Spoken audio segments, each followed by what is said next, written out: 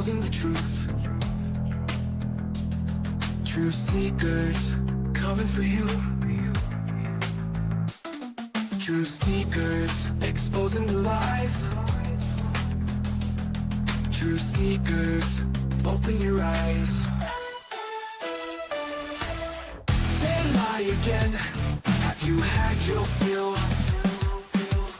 Let go of lies. Take your second red pill. I know you've had your fill. It's time to take your second red pill. I know you've had your fill. It's time to take your second red pill. I know you've had your fill.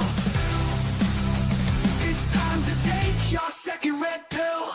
Truth seekers exposing the truth. Truth seekers coming for you. Truth seekers exposing the lies.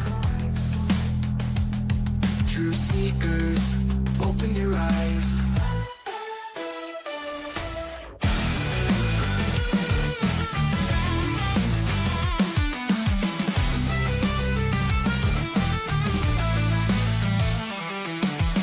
It's time to take your second red pill. I know you've had your fill. It's time to take your second red pill. Truth seekers exposing the truth. Truth seekers coming for you. Truth seekers exposing the lies. Truth seekers, open your eyes. Greetings and salutations, friends, and welcome. Tonight we'll be starting on a new series of sorts. By popular demand, many of you have messaged me over the past several years asking me to cover tonight's subject, which is Teal Swan, a new age spiritual self-help guru of sorts. And it's interesting that Miss Swan appears to be the prototype that many other people that we have followed and sort of done exposés on, you know, this Teal Swan kind of gave others the blueprint. For example, Teal Swan claims to be an alien hybrid, and so do people like Sarah Rachel Adams. Teal Swan claims to be able to help people with her supernatural abilities, much like Sarah R. Adams. And I believe that not just Sarah R. Adams, we've got people, multiple female new age, let's call them new age influencers, who I believe were heavily inspired by or just straight copied from Teal Swan. So we'll take a moment to welcome in the live chat before we begin. I'll check in with the Kick chat as well, and we'll do some shout outs over there, whether you're chatting in our Twitch chat, our Kick chat, or our YouTube chat. Welcome one and welcome all. Let's go over to our Kick chat here. I see we have Scopely CFO, Zoomer Dylan, The Content Lasagna, Pig Monster 220 Real, Joe Wibley is over there, Ron Connor, and Doom WR Real I mentioned. Yeah, so welcome to our Kick chatters. I will be periodically checking in with the Kick support, so please be supportive of the stream, right? We really do appreciate the Kick support. It kind of makes it like an extra paycheck for us every month, an extra. Imagine if instead of getting 4 paychecks, you got 5, because you get a little bit of an extra income. We're loving Kick so far. Highly recommend it to all content creators. Egoist Void is in our Kick Chat and says, I am writing from my alt since I'm live on my main account. Let's follow each other. Okay. And already hearing the call of the goal is Flint Westwood 5466 says, howdy again from the IT cave. Tuning in while getting the overtime. Well, good for you. Overtime is always a great thing. You know, I once had a corporate job. Most of my corporate jobs were salaried and they just made you work 60 or 70 hours a week. But one job I had allowed me to work as much overtime as I could. Like they were so backed up that they would just say, if you want to come in at 8 o'clock in the morning and leave at midnight, we don't care. As long as you're actually, you know, working. And they had all kinds of monitors in place so they could tell. And I soaked up overtime like you wouldn't believe. I lived at that place for about a year, maybe two. Might have bought my first house with that money. I think, you know, like that's how much the overtime was. So praise the cash and thank you for your kindness, generosity, and support of the show. It is much, much appreciated. Now we're going to begin with an opening script or piece that I have written about Teal Swan. And some of you may be aware that I have been an aspiring writer for some time now. And in fact, I was supposed to get sort of a job as a freelance writer for a Washington, D.C. based newspaper that's still, I never delivered the articles. But to prepare for that, I wrote a great deal of articles on a variety of different subjects, mostly things that we cover here. So we'll begin our journey with Miss Swan by an introduction of sorts. And if you really want to get a good introduction to Miss Teal Swan, there is a documentary that I believe is free on Hulu. And it's called Into the Deep End, right? Or just the deep end, not into. The Deep End. It's on Hulu. And this is what prompted me to cover her again, because I'm quite honestly, I'm getting sick of Netflix, except for this new series that's on. Well, it's not really new. I'm just late always to the game. I don't watch much TV. The Lincoln Lawyer. I love that movie, and the television show is great. So I started binge watching that. But otherwise, I burn out of Netflix. There's just not much there I want to see. So I've been checking out Hulu, and I caught this, and it reminded me of just how many of you have messaged me asking me to cover this woman. And I can see why. You can think of her as sort of a female David Wilcock, but a much more successful grifter. This girl has followers in the millions. And it appears that she has been very successful with her, let's just call them offerings.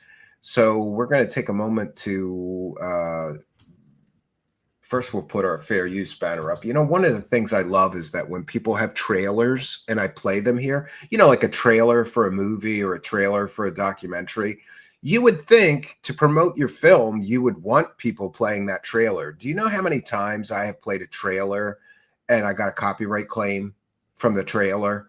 It's ridiculous. But I haven't pre-screened this. I normally do. I just press for time today. Hopefully we won't get a copyright claim. This is actually a trailer for a documentary, which is on Hulu.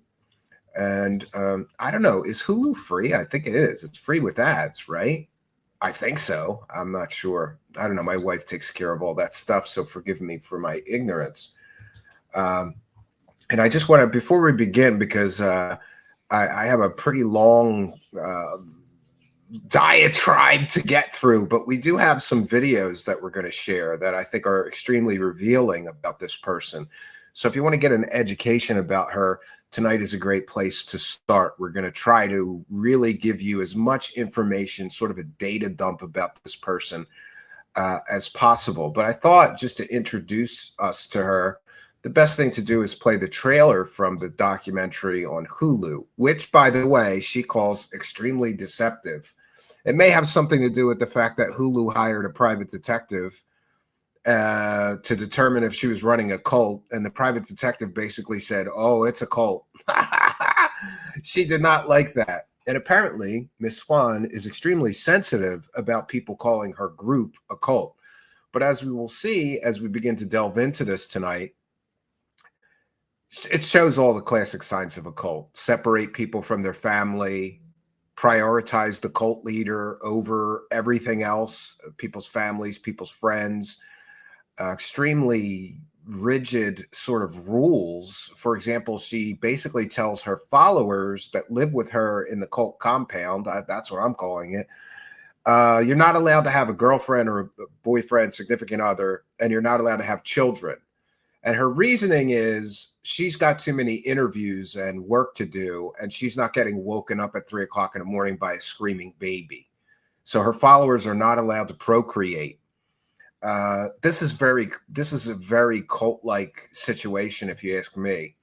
And apparently, many of her followers just live with her and work for her, and all they get in return is, I guess, free spiritual lessons from her and room and board. So she does feed them and put a roof over their head.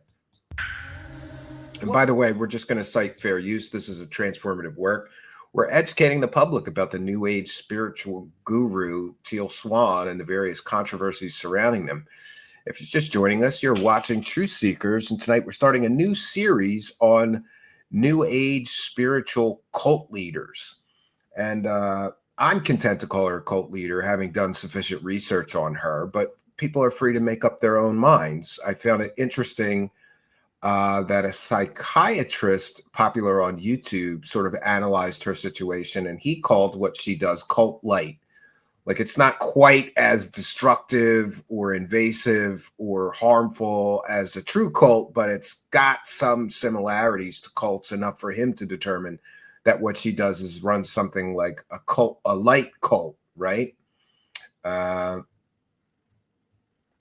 One moment here. Let us watch this trailer. What we're going to be doing is what I call channeling. So she can channel dead people, aliens, and more. It's also one of the most powerful tools that has ever existed. Don't you tell another lie. This is Teal Swan. Don't you To her followers, she's a savior. You've got equal amounts of joy and power as you do despair. Teal Swan has over 145 million views online. That's more now. That's 500 million I've now. never heard anyone speak so much truth. I feel like she's Jesus.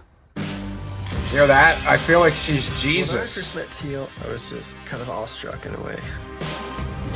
Teal experienced the worst of the worst, and she knows I would die for this. We hired a private investigator. My job is to try to figure out if this is a cult or not. We've had members leave. Yeah, spoiler alert. It's a What do cult. you think about this list? Most of it is illegal. The people in my life have to be more dedicated to mission. If you want to come within 50 miles of me, you better be ready for the deepest end of the pool. It's like, what are you willing to do for this cause? I Yeah, was so that's, washed. culty. I'd be willing to kill someone and bury them in the backyard. Wow, that's I pretty feel like I powerful. am this spokesperson for every lost toy. How many of you feel like you're not doing okay? I'm trying to find the truth in this mess. It's not what I thought it would be. You feel like an adversary to me. She started something that's grown beyond her control. If I say I'd like to get to the point where I'm more spiritually influential than the Pope, She'd like to be more spiritually influential than the some people would Pope. be like, yeah, that's not going to happen. And there's an interesting story which takes place. First of all, this woman claims that she is like basically super psychic, but somehow she's been married 5 times. I guess she didn't see those divorces coming, you know. So immediately, I'm on the defensive about her psychic abilities. If you are claiming that you can foretell the future, how do you not see 5 failed marriages in your future and just know when you meet those men not to marry them or avoid relationships with them because it's not going to work out for you? And also, there's a one-time boyfriend that's heavily featured in this cult documentary. It's called In the Deep End.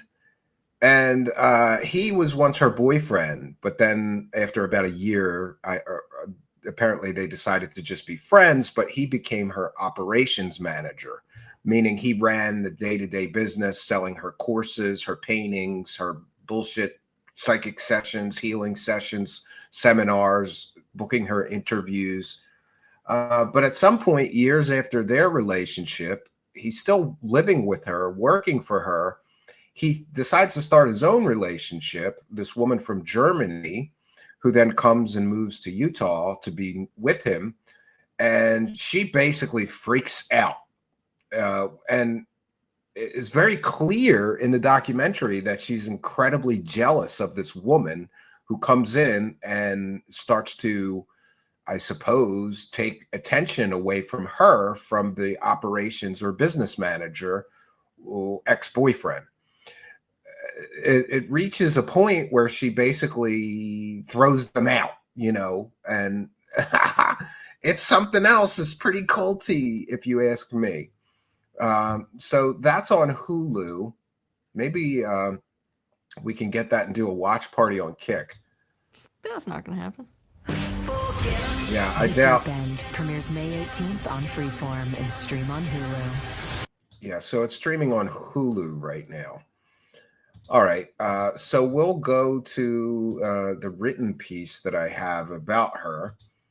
And I want to take a moment to remind you that we are a viewer-supported show, and we've been on this goal streak recently, hitting the funding goal every day for the past, I think, 2 or 3 weeks now. So we want to thank our viewers for that and recognize that we have a goal again tonight. So God bless the goal. We read every single super chat. We thank every single person that contributes to the show. Let me just get caught up with that before we continue with the written piece. So thank you, Flint Westwood, for the first one. And we've got Starlight Warrior hearing the call of the goal already. I followed her for years, he says. And by the way, thank you. Starlight Warrior, one for the goal.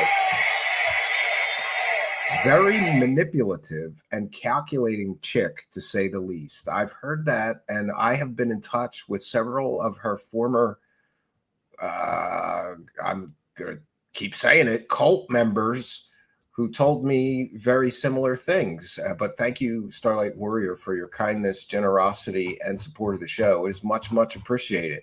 Just so everyone is aware, we read every single super chat. If you gift a sub on Kick during the live broadcast, I give you a big shout out and thank you.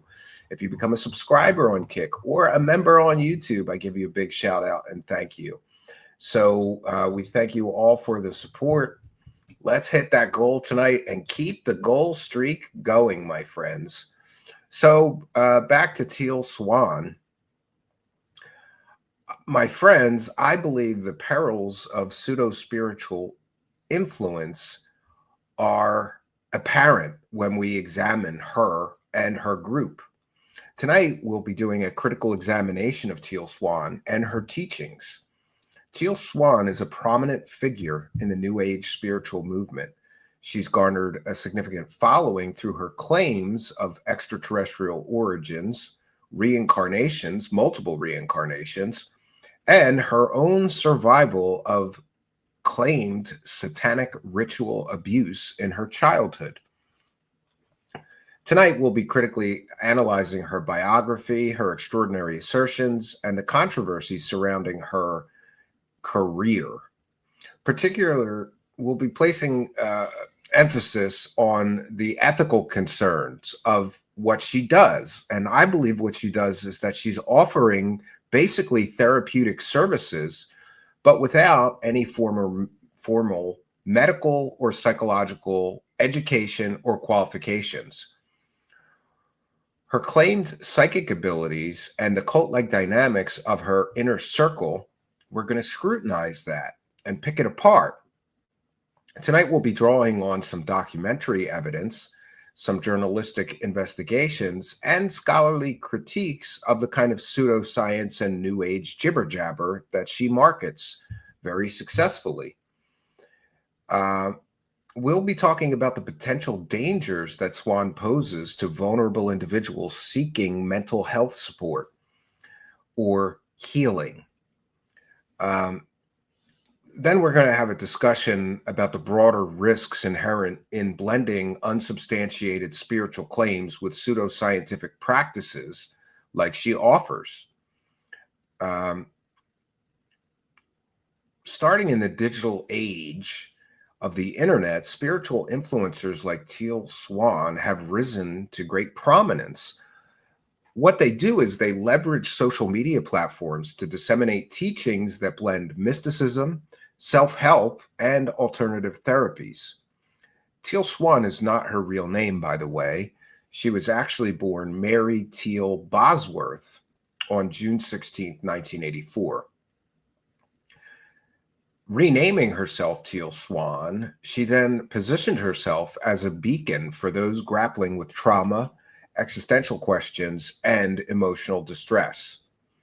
Her narrative is rife with extraordinary claims, including being an alien hybrid, having undergone multiple lives and reincarnations, most of them she was a spiritual guru in, and also enduring, by her own claims, horrific satanic ritual abuse during her childhood.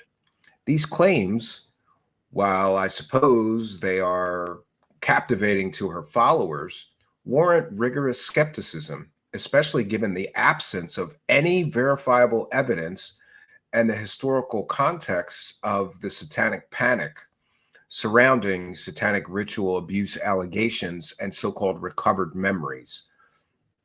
Teal Swan claims that she didn't need to recover her memories of satanic ritual abuse, but in fact, she went to the person most famous for recovering memories of people and, the claims that they had satanic ritual abuse in their past.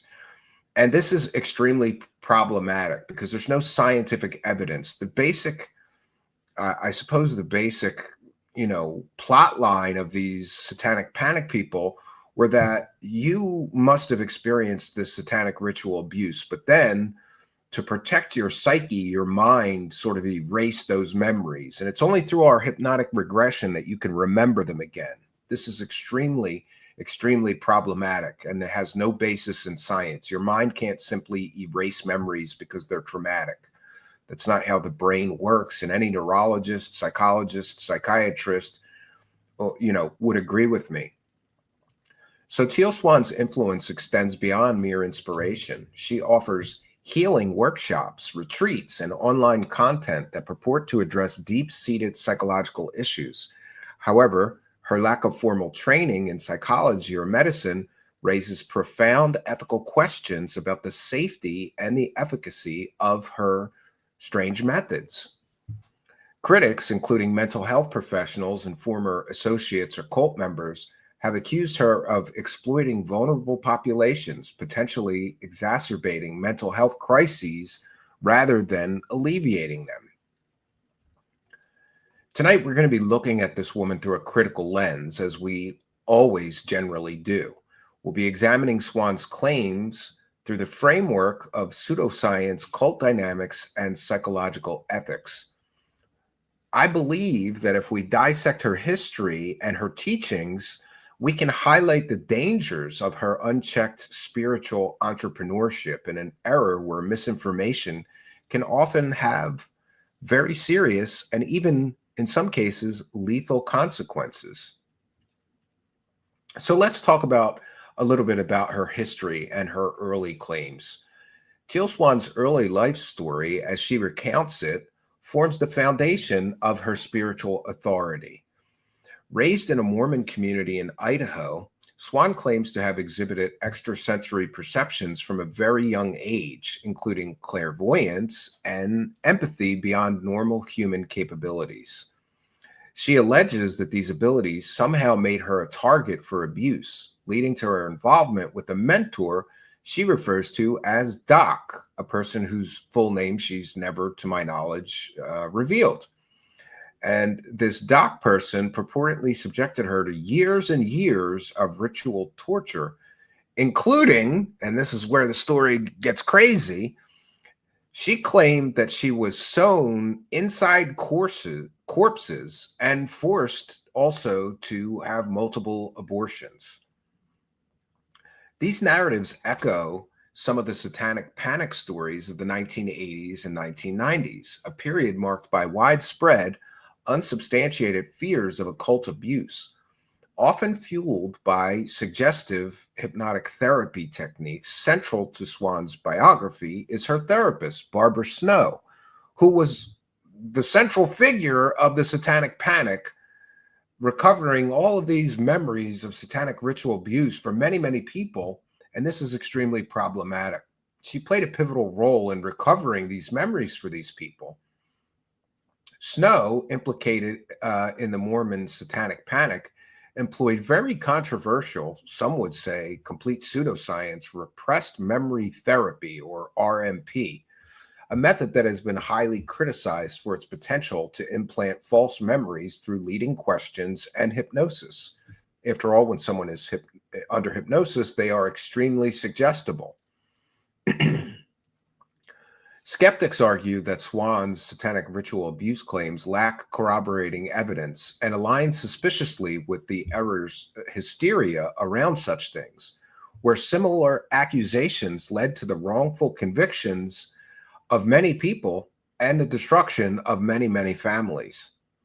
Swan's assertions of being an Arcturian alien hybrid, meaning half human and half extraterrestrial, add a layer of science fiction to her persona, weaving in UFO and alien mythology into her own narrative. She basically claims that this heritage grants her superior insights into human suffering. She also claims to have had multiple lives and multiple reincarnations. And of course, this is drawn from Eastern philosophies, but without the rigorous scholarly or experiential validation typical of traditional spiritual traditions. This framework serves not only as a personal testament, but as a marketing tool, positioning Swan as a survivor turned savior, and also extremely, extremely knowledgeable about all things spiritual. After all, she's been reincarnated many, many times, and in each of her lives, she was some kind of a spiritual guru, or at least in many of them, according to her own stories. However, the absence of independent verification undermines its credibility. Investigative journalism, such as that featured in documentaries like The Deep End, reveal a great deal of inconsistencies in her timeline and testimonies from childhood acquaintances who completely and totally contradict her abuse narratives. Such discrepancies suggest that Swan's story may be embellished or exaggerated extremely for dramatic effect or marketing purposes, exploiting a public's fascination with trauma narratives to build her brand. So she's had some extraordinary claims, friends. Alien hybrid, reincarnation, satanic ritual abuse, being sewn inside a dead corpse and left there for hours. Why would somebody sew somebody inside a dead person? I don't know, but that's what she claims. That's one of her most famous stories. These are some of her most audacious claims, and they demand particular scrutiny as they form the bedrock of her perceived authority. Her self-identification as an alien hybrid from the Arcturian star system is presented without any evidence whatsoever. And, when people claim to be an alien hybrid, I always say the same thing. Well, let's check your DNA, because if you really were an alien hybrid, I believe a geneticist would be able to tell that you have non-human DNA. To my knowledge, she has never consented to such a test. In New Age circles, such claims like that are not uncommon, though, but they do veer into pseudoscience when used to justify therapeutic interventions. Swan claims that her alien hybrid nature endows her with heightened psychic abilities, allowing her to access universal truths that are somehow inaccessible to ordinary humans, like her followers and cult members. Similarly, her reincarnation narratives posit that she has lived countless lives, accumulating an incredible amount of wisdom that informs her teachings over many, many lifetimes.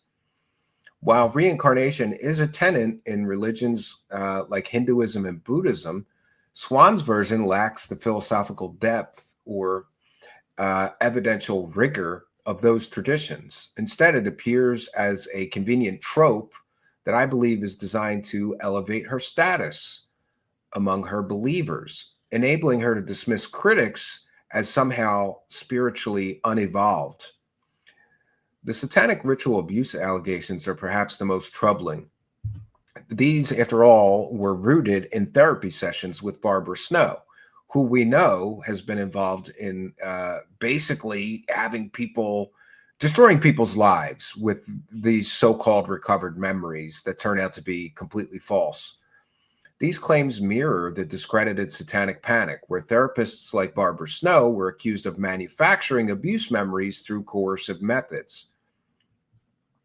Psychological research, including studies by Elizabeth Loftus on false memory syndrome, demonstrates how suggestive questioning can fabricate vivid yet fictitious recollections. Swan's promotions of these stories not only perpetuates harmful myths, but I believe it also risks invalidating genuine abuse survivors by associating their experiences with debunked conspiracies. I believe that a great deal of skepticism is warranted when evaluating her claims. After all, extraordinary claims require extraordinary evidence. And not only does Teal Swan not have extraordinary evidence, she has virtually no evidence. It's what we commonly call a trust me bro story. Swan's reliance on personal testimony, absent forensic or witness corroboration, fails this standard. And these claims serve to insulate her from criticism. As in many cults, questioning her statements or claims is framed as doubting a survivor's truth, which is a tactic that stifles legitimate inquiry. Healing services and lack of formal training. I have a big problem when it comes to this. One of the most egregious aspects of Swan's enterprise is her provision of healing services to individuals, often with severe mental health issues. Despite possessing no formal credentials in psychology, psychiatry, or counseling, her completion process, a self-developed modality, involves guiding participants through regressions to uncover supposed repressed traumas, often leading to intense emotional breakdowns. This approach mirrors discredited RMT, which has been linked to great harm, including induced dissociative disorders and family estrangements. So without licensure, Swan operates in a regulatory gray area, evading the legal and ethical standards imposed on professional therapists, such as those outlined by the American Psychological Association. Many of her critics have argued that her interventions exploit the desperation of the mentally unwell, charging exorbitant fees for retreats, sessions, books, lessons that promise miraculous cures but deliver, at best, placebo effects, and at worst, exacerbated symptoms. Reports from former followers describe sessions where participants are encouraged to visualize suicide as a viable option, a practice that has been associated with at least one documented death. This danger is amplified by Swan's online reach. Her YouTube videos, which have been viewed millions of times, target those searching for mental health advice, potentially deterring them from seeking an evidence-based professional treatment. This substitution of pseudotherapy for professional care poses a public health risk, in my view. Untreated conditions like depression or PTSD can worsen under unqualified guidance, and this is a real danger with her. In fact, Utah once sent her a fine, which she didn't pay. That's the only legal consequences I have been able to determine she's ever faced. And then there are her psychic and channeling abilities. Swan claims to channel dead people, possess psychic foresight, and hold, quote, all the answers, unquote, to life's enigmas. attributes she attributes to her alien heritage and spiritual evolution. So, in the spiritual industry, where untestable claims masquerade as profound wisdom, she's done very well. Channeling, a practice popularized in New Age movements, involves purportedly relaying messages from disembodied entities. But of course, scientific scrutiny reveals it as a form of role playing or subconscious ideation, not genuine communication. Skeptics, including organizations like the Committee for Skeptical Inquiry, have debunked similar psychic claims through controlled experiments, finding no evidence beyond cold reading and confirmation bias. Swan's insights often consist of vague Barnum effect statements that resonate broadly but lack specificity or predictive accuracy. By presenting herself as omniscient, she fosters dependency among her followers, who may forego critical thinking in favor of her pronouncements. This hubris is particularly dangerous for those in psychological distress, as it discourages consultation with trained professionals. Followers are sold a fantasy of instant enlightenment, potentially leading to disillusionment or harm when expectations falter. And then, of course, this woman has had a great deal of controversies. Throughout her history, Swan's career is marred by controversies that underscore her problematic influence. Early on, her association with the Satanic Panic via Barbara Snow raised red flags, as Snow's methods were linked to fabricated abuse scandals. More recently, the 2018 podcast The Gateway and 2022 docuseries The Deep End exposed allegations of her incredibly manipulative behavior, including verbal abuse of inner circle members and financial exploitation. Accusations that she has promoted suicide as a, quote, reset button, unquote, have drawn ire, with families of deceased followers attributing their losses to her teachings. And yes, apparently, some of her followers have unalived themselves. Swan has responded by hiring private investigators to refute claims, but even these efforts concluded her methods are irresponsible, if not legally culpable. Legal skirmishes and deplatforming attempts further highlight the ethical quagmire that is Teal Swan, as her defenders cry censorship while critics often demand accountability from her. These controversies reveal a pattern of deflection. Swan frames criticism as jealousy or misunderstanding rather than addressing substantive concerns. This perpetuates a cycle of unchecked influence. The cult-like group formed around her is called Swan's Inner Circle, often called the Teal Tribe, and this exhibits hallmarks of a great many cult dynamics, as defined by many scholars like Robert J. Lifton. Members are required to prioritize Swan over their own personal relationships and adhere to strict non-negotiables contract and endure public shaming for dissent. In other words, if you disagree with her, she publicly shames you in front of the whole group. This is very cult-like, my friends. The group operates retreats in Utah and also Costa Rica, where isolation fosters dependency, and Swan's charismatic authority discourages external input. Documentaries depict gaslighting sessions where followers are berated for even daring to ever question her, mirroring coercive control in high-demand groups. While Swan denies that she's running a cult, claiming she has the perfect recipe but chooses not to use it, evidence suggests otherwise. Love bombing new recruits, financial tithing, and ideological purity tests align with cult criteria. This environment is particularly perilous for people who are mentally vulnerable, who may become entrapped in a web of manipulation under the guise of spiritual growth. And I believe Miss Swan is a danger to people in need of psychological treatment. In fact, the core peril of Swan's influence lies in her interception of those requiring legitimate psychological help. By offering uncredentialed healing, she diverts individuals from evidence-based interventions like cognitive behavioral therapy or medication. Some people need psychological medication, and she has no right to actually prescribe any medication.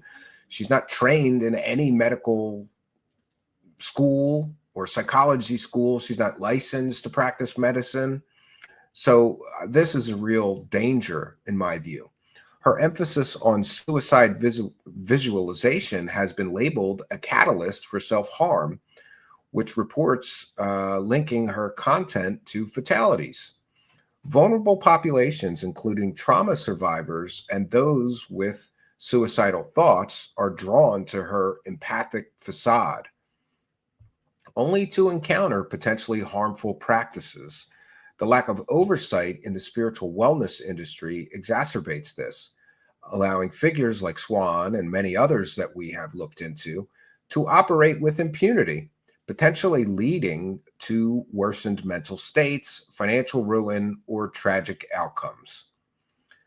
So when we look into Teal Swan, we see the dangers of pseudoscience mixed with spirituality. Teal Swan's fusion of pseudoscience and spirituality exemplifies a broader societal threat. The selling of enlightenment at the expense of evidence and ethics. Her teachings, cloaked in mystical allure, peddle unproven methods that can harm rather than heal, particularly when marketed to the vulnerable, the desperate, or the mentally ill. This blend erodes trust in legitimate science and real spirituality, fostering a culture where charisma trumps credibility. The dangers extend far beyond individuals to the greater society, perpetuating misinformation and enabling exploitation. I believe that regulators and members of the government must address this gap, perhaps through licensing for spiritual healers or public education on pseudoscience red flags. Ultimately, Teal Swan's case serves as a cautionary tale. In the quest for meaning, discernment is paramount to avoid the deep end of deception. Okay, friends, so we'll just get caught up here with the live chat, and then we'll get to the videos. I have multiple videos here that I found most interesting. I was going to make my own video, but quite honestly, why did YouTube change my name? I don't know, Sam Corbin. They've done this recently, a big change to YouTube. A lot of people's names got changed, and I am not aware of why. Let me just take a moment to catch up with the live chat and make sure that I didn't miss any super chats. One moment here.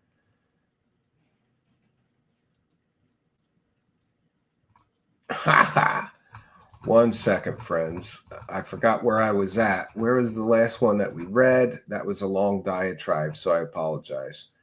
Okay, Starlight Warrior is the last one that we read. So just bear with me as I catch up with the live chat. Give a big shout out to Flint Westwood 5466, hearing the call of the goal yet again. Let's hope this movement doesn't turn into anthill kids, disgusting stuff, sledgehammers and psychological torture, all about sick and demonic power. I agree. And thank you for your kindness, generosity, and support. Sometimes people ask me why I bother to go after some of these new age gurus and UFO scammers. And I really think it's because I feel sorry for their victims. And I understand, having been the victim of some of this shit myself throughout my lifetime.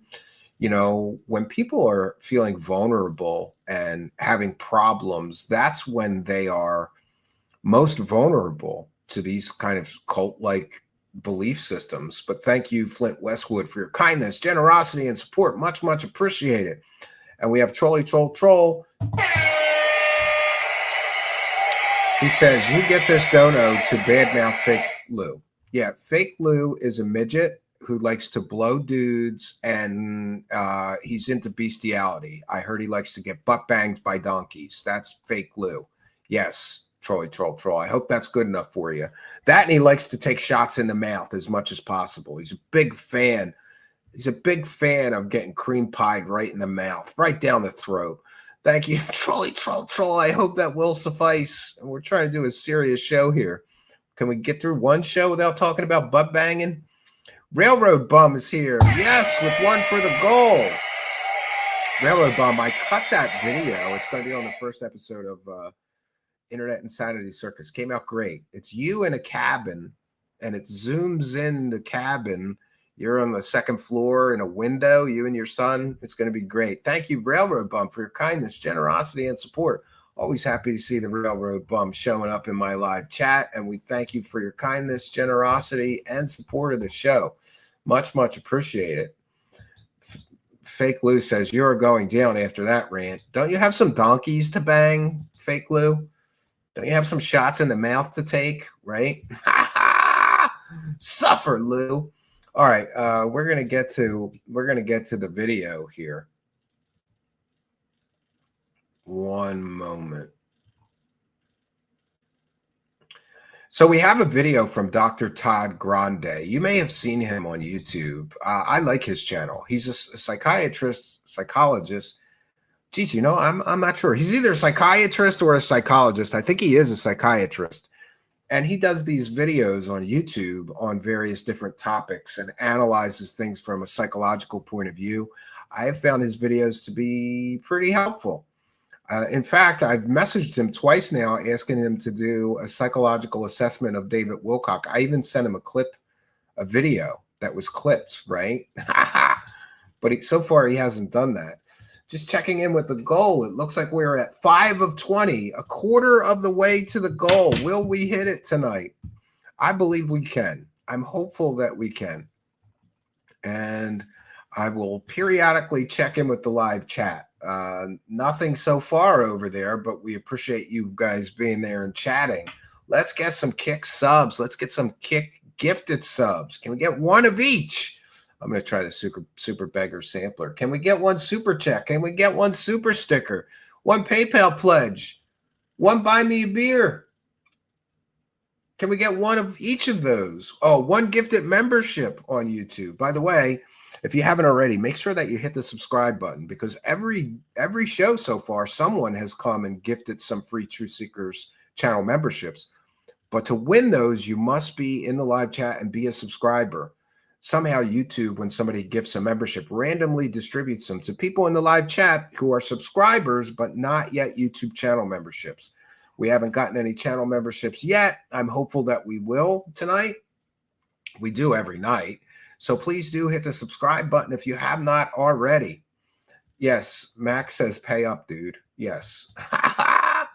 I've always wondered why people think someone going after the creeps are the ones that should explain why. That's the bad guys that don't need to have an excuse for what they do. Well, people ask me, they're like, "What, man? Why do you care about that? Why do you even care? And some people have the attitude, if they're that stupid, let them get scammed." But I got to tell you, I almost became a Hare Krishna. No lie, I really did. I was having a lot of problems, and I was depressed, and I was having drug and other issues, right? The alcohol-related issues, I guess. This is a very, very long time ago. And I suddenly became homeless, and then I was going to this cult compound because somebody told me that they would feed you, and they would, but then they try to recruit you and make you sell flowers at the airport 12 hours a day, So I don't know. I understand how somebody can be in a bad position and become vulnerable to cult-like recruitment or cult-like belief systems, right? So we've got our fair use banner up. We're still going to say we are, sharing these videos to educate the public. And so this next video is called The Self-Help YouTuber Who Started a Cult. And if you search on YouTube, you'll find an awful lot of exposed videos of this woman. I don't believe she is very well liked by anybody but her own followers, sadly. most people that I have seen, even the fairest of people I have seen take a look into this woman, walk away going, this woman's a cult leader. Maybe that's just my own opinion. Feel free to form your own opinion. Don't let my opinion inform yours, but I'm going to try to educate as many people as possible and give you information, and you can make your own determination. So this video is like 35 minutes long. Perfect. And there's a warning associated with this video. So viewer discretion is advised because this video contains heavy discussions of child abuse and also people unaliving themselves. So just be warned. So my thing on YouTube has accidentally become talking about influencers who have fallen victim to cults. But today we're talking about an influencer who has been accused of starting a cult, and who, despite having an entire docuseries made about it that she consented to creating, she still denies any allegations that she is a dangerous cult leader and claims that the documentarians were liars who bent her truth. What do you think happened with Martin Luther King? Yeah, and the funny thing is about this is the Hulu documentary producers followed her around for 3 years. So she's saying like, oh, they were deceptive and they took things out of context. They followed you around for 3 years. I would think if they're following you around for 3 years, they would be able to reach a conclusion about if you're a cult leader or a real spiritual guru. That's just my opinion. What do you think happened with Christ? What do you think happened with Gandhi? She compares herself to Gandhi, Jesus, and Martin Luther King. Meet Mary Teal Bosworth, known online as Teal Swan, a self-proclaimed spiritual teacher, author, and YouTuber with over 1.5 million subscribers. She presents herself as a guiding light for those struggling with trauma, depression, and emotional crises, and has optimized her videos so that anyone who's struggling may type their desperate plea for help into the YouTube search bar and be greeted by one of her videos. She admits to using specific tags to target desperate and vulnerable people in an interview with Jennings Brown on episode 3 of the Gateway podcast. She wants to get her message to people when they're desperate, in dire need. She has good SEO. It's all intentional. I specifically try to go for tags and things like that that capture that audience. Mm-hmm. When you're in a desperate state, it's not sophisticated. Mm-hmm. People, like, when they're in that state, they type in shit like, I just lost my mother, what the fuck do I do? Right. Literally, that will be the Google tagline. So like, even when we're doing videos, we'll add things like that so that if someone's suicidal or if somebody's just had a breakup or whatever, that's the video that comes up.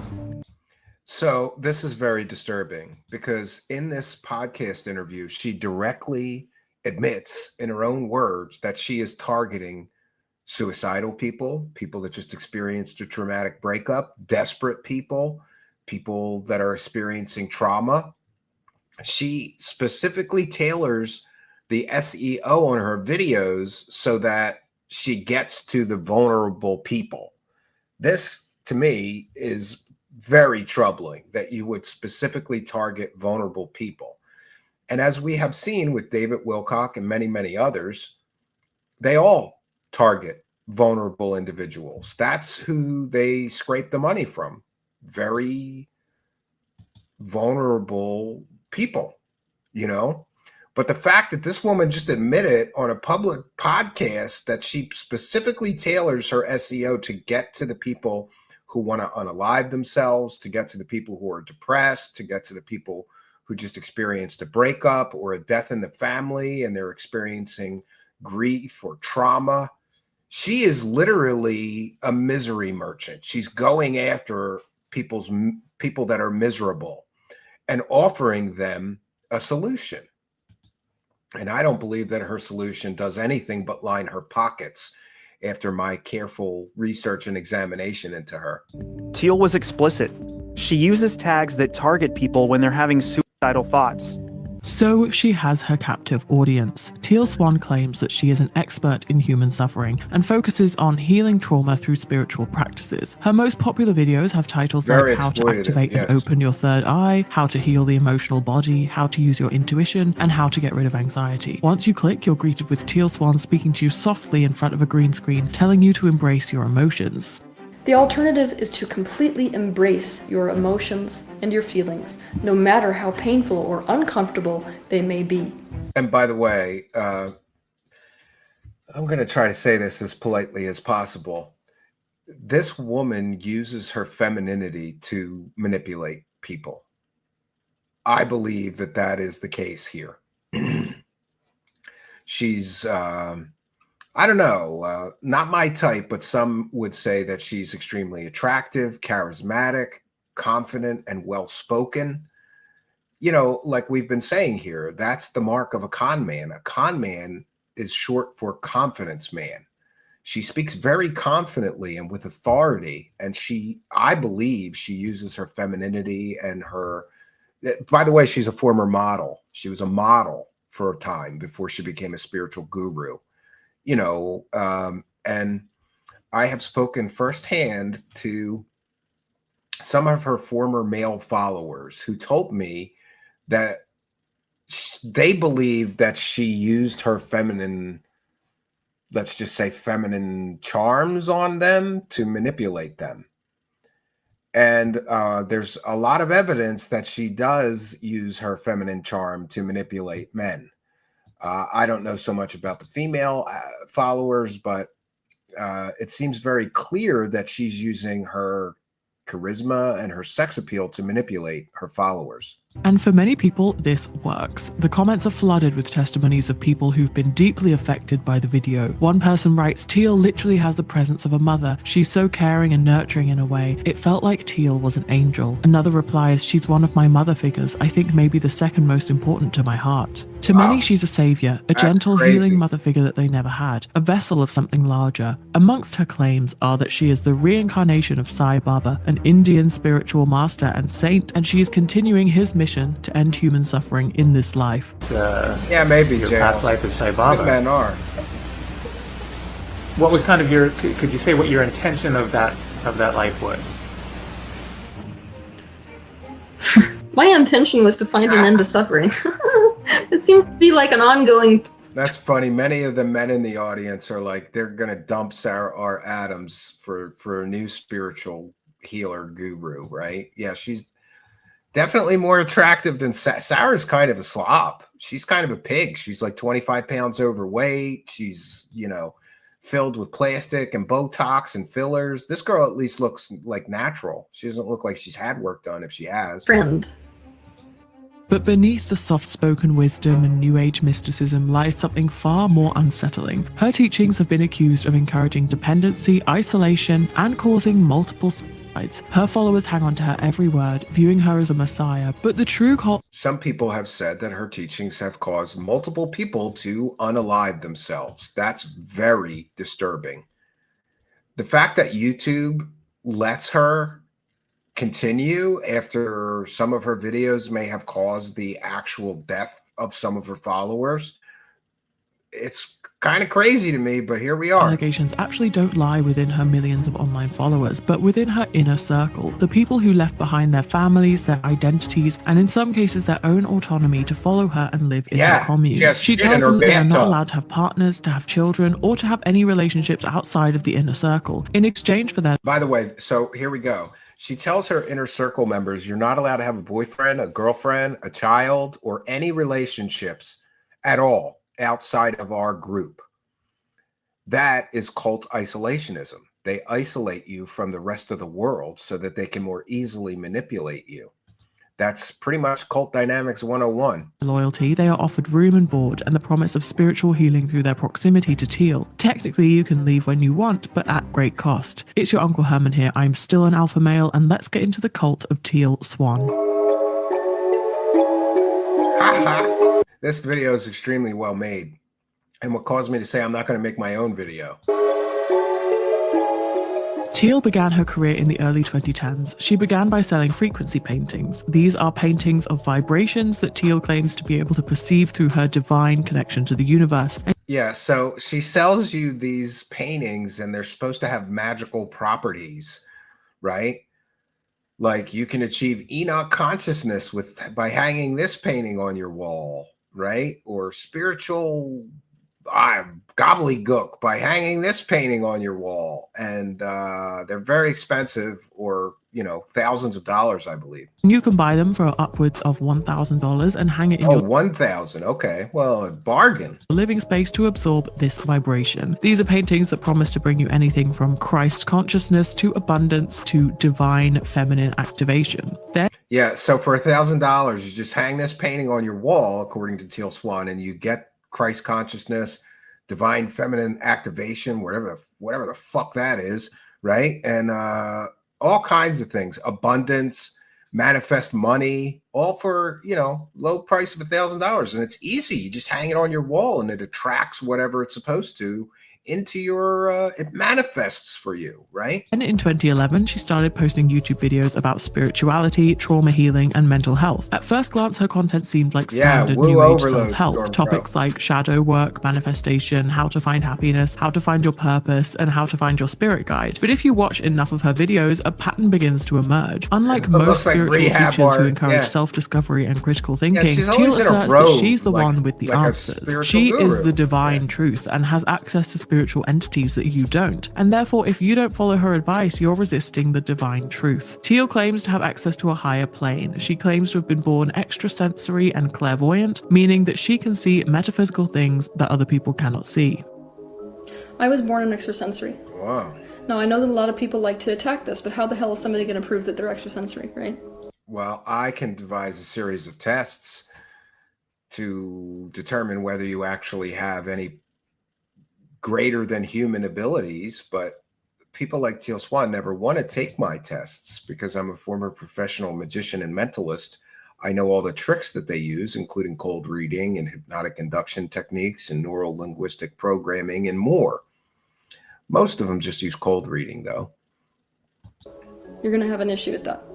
One thing I would ask you is, how is it that I have the information that I have at 26, 29, 30, and now 33? How do I have all this information?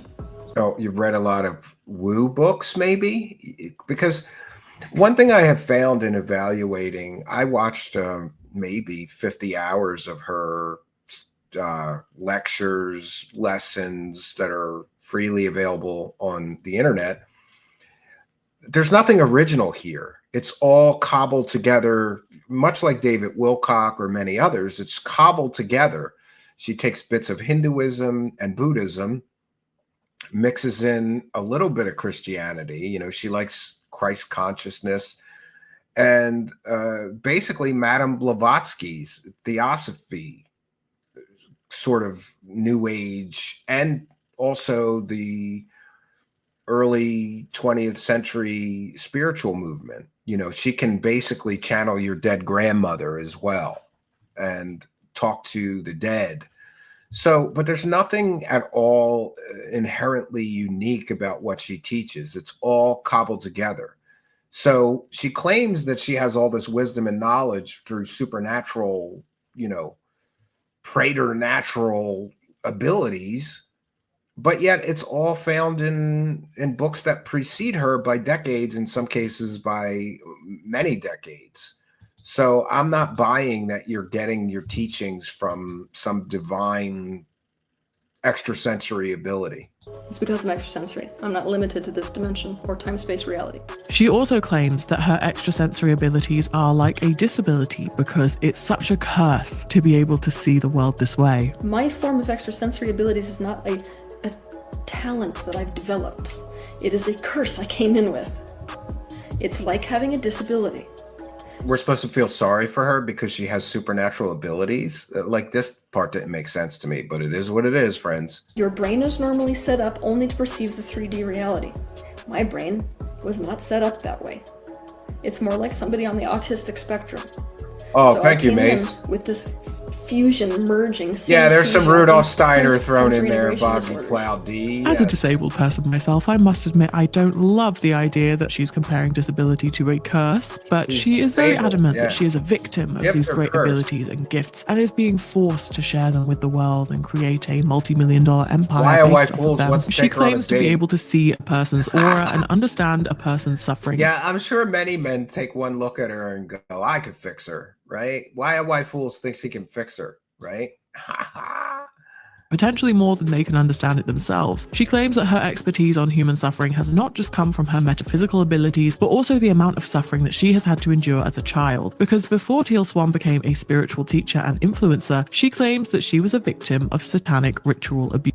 Now, this backstory is absolutely key to understanding the person behind Teal Swan. It's full of some of the most horrific suffering that one can imagine, and it's also worth noting that many people have attempted to debunk her story. So I'm going to take a moment in this video to give you guys some context about this without going into too many of the gruesome details. So this story begins with the satanic panic of the late 1980s and early 1990s. Well, Terry, authorities tell us that the most serious or perhaps the most dangerous kind of devil worship comes in the form of underground cults. Most of them are very secretive, usually organizing clandestine rituals in the dark of night. Well, those ceremonies sometimes involve the sharing of animal blood to gain power, they say, but cult members believe their strength really comes from secrecy. Satanic panic was a phenomenon that occurred in the United States, a large part of which occurred in Utah and Southern California, and can be traced back to one particular therapist known as Barbara Snow, who used a technique called memory regression to coax children into admitting that they had been victims of satanic rituals and had witnessed atrocities such as kidnapping, cannibalism, trafficking, torture, the sacrificing of animals and children, and sexual abuse, all in the name of devil worship. It all revolves around the idea that satanic abuse will have happened to you or your child, but because of the trauma of their memory, your brain has repressed it in an effort to protect itself, and therefore you would not know that this has happened to you without the regression therapy that Barbara Snow provided. So basically nobody remembered being ritually satanic abused. Nobody remembered actually suffering ritual satanic abuse until Barbara Snow put them under hypnosis. And then they suddenly recover these memories that I believe are implanted. They're false memories. She used a lot of coercive techniques to get people to say that they were ritually abused in some sort of satanic ceremony. So it's very problematic. And by the way, I haven't yet, but I will put the links to the videos that we're sharing and discussing tonight in the description of the video. Be sure to check out each of those channels. They do good work. Every report of satanic abuse has been found through this memory regression technique. These memory regression sessions have been largely dismissed and debunked by modern psychology, but at the time it resulted in tens of thousands of innocent parents, relatives, and close family friends being accused of perpetrating this satanic abuse. Her husbands were married to her when no such thing could be proven. Now, of course, the default position should always be to believe victims whether or not their claims can be proven, but this was different because the victims did not know that they were victims until they'd had this so-called memory regression, and it seemed more likely that Barbara and her associates had been implanting and creating these memories during the sessions rather than having their clients organically remembering something that actually happened to them. Barbara was known to ask pressing questions and convince people, usually children, that they were remembering something. She would dismiss their doubts and instead press to encourage them to elaborate on increasingly bizarre and horrific claims. In a 1994 New York Times article that conducted the first empirical study on these allegations of satanic rituals, they claimed that of the 12,000 accusations of this abuse that they investigated, not one could be substantiated with evidence. So this is very, very important. Researchers found, after evaluating and investigating more than 12,000 accusations of group cult sexual abuse based on satanic ritual, not one that investigators have been able to substantiate. So what's going on here is clearly someone is experiencing false memories that are being implanted through hypnotic suggestion while in hypnotic regression sessions, in my opinion. And most notorious for doing this was this woman, Barbara Snow, who her crazy form of therapy actually caused people to be falsely arrested for SA and abuse of children. And people spent, to my best of my recollection about the satanic panic, they spent years in prison and then their names were cleared. In other words, they spent years in prison and then the system figured out, like, oh, this is false memory syndrome. None of this really happened. So an awful lot of tragedy involved with the satanic panic claims. The survey found all coming from Teal Swan's one-time therapist, Barbara Snow. Not all, but a great deal of it came from her. She was one of the leading proponents of this memory recovery technology.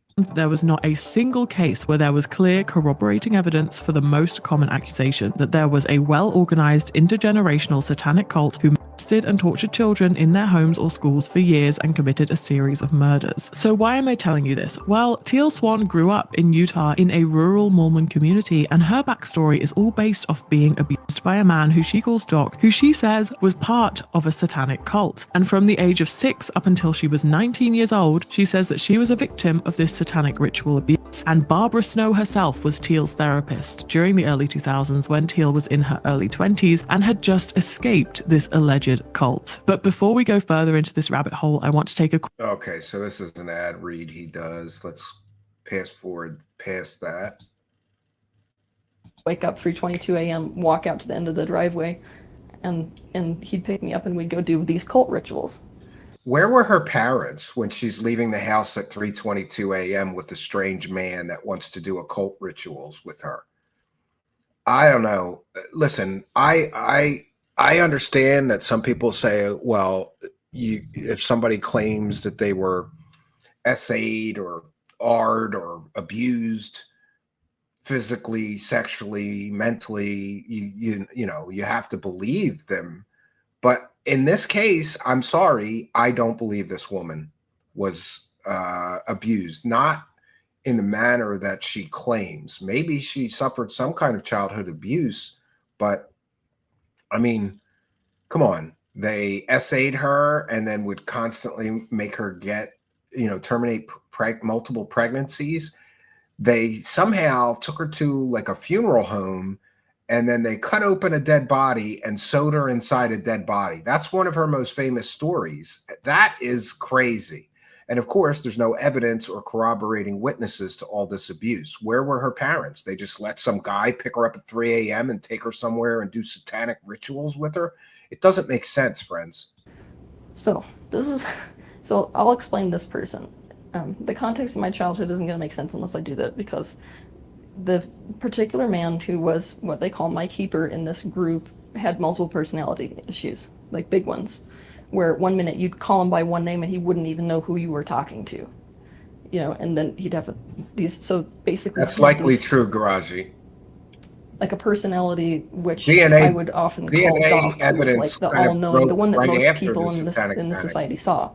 And he was like a really educated, super charismatic, your typical sociopath type of a person who could have just pulled one on anybody. Her calling he was somebody really else friendly, really sociopath charming, is super pretty rich, handsome. right? So that was that personality. The other personality, which he called Egniver, ironically, was like super evil and was part of the satanic the groups. boy says, Teal Swan claims that she was abused and tortured by a man who was part of a satanic cult. She claims to have seen children sacrificed before her eyes. She claims to have been sex trafficked, drugged, and taken away in her sleep to satanic rituals, and has done many lengthy public interviews about her story. Yes, and it's interesting that she claims that she witnessed children being ritually sacrificed on satanic altars and things like this. Well, did you go to the police? No, she went to YouTube and made videos about it. It doesn't make sense. The story does not, it just doesn't hold water for me. In 2006, Barbara Snow filed a police report against Teal's abuser claiming satanic ritual abuse, but this case was later closed due to lack of evidence. Now, I must be careful here because I'm aware that I just talked about the history of satanic panic and Barbara Snow and basically dismissed it all, and now I have these clips of Teal Swan describing her trauma, which is incredibly similar to the kind of memory regression stuff that was dismissed. I think it's important to note here that I'm not saying Teal is definitely making up her story, because when a victim comes forwards with these details, I do want to believe them. I obviously don't know if it's true or if parts of it are true and other parts are exaggerated. You can come to your own conclusion, but it is interesting to look at the facts. Well, I have just checked in with the goal, my friends. God bless the goal. We are at 5 of 20, and we've been on a 3-week goal streak. So let's let the streak continue. For those unaware, I read every single super chat. I thank every person who gifts a sub or a membership. We give you a big shout out and thank you. So let's stand up, let's be counted, and let's hit the goal, friends. Let's continue here. You see, Teal herself claims that these memories were never repressed. She seems to be the only person in this satanic panic who remembers everything without having to do memory regression, and that she was aware of all of this abuse But she has before the meeting same Barbara therapist Snow. that's doing the memory They went to regressions. work, like, bleeding me, doing all kinds of, like, horrific stuff to try to get me to come back to Christ. So my childhood from Tim Corbin says you might not be able to fix what it, I but you could consider always sex, try. even though technically it started beforehand. That was when I really considered Yes, good boy. The like call the end of my the childhood goal. when I got brought into them and I really didn't belong to my parents anymore. All the way to 19, I was with these groups and specifically with this man. Now, when you are part of a lot of these groups, and now we're talking satanic specifically, what they'll do is they'll assign somebody like me. They call me an oracle. An oracle is a role where somebody has the ability to access the underworld or whatever. So we oracles are not actually allowed to take care of ourselves at all. However, a once close friend of Teal was interviewed for the Gateway podcast, which is a 6-episode investigation into Teal Swan by Jennings Brown, which I highly recommend and will link below. And yeah, this is very good, actually. And, you know, I have so many questions when I hear her claims, like her parents just gave her to a satanic cult, but yet they were bleeding her to make her return to Christianity. Then why are you sending her off with Satan dude to get SA'd and, you know, used as an oracle, right? Sam Corbin says, got to make that money. Yes, God bless the goal. We're a little light on the goal tonight, Sam Corbin, right? Well, every streak has to end someday, and I'm prepared for it. But we'd still like to keep that streak going. And we have timer on the goal. Oh, we have 41 minutes. Let's keep the streak going. 41 minutes on the goal. 41 minutes left on the goal, my friends. One moment here. Oh, we have Dave 7244. Was she in the 2018 Imperium meta documentary? I have no actual idea, but thank you for that. Not one for the goal, but we'll take it anyway. The ones for the goal are 5 or more, but thank you all for your kindness, generosity, and support. Every dollar helps.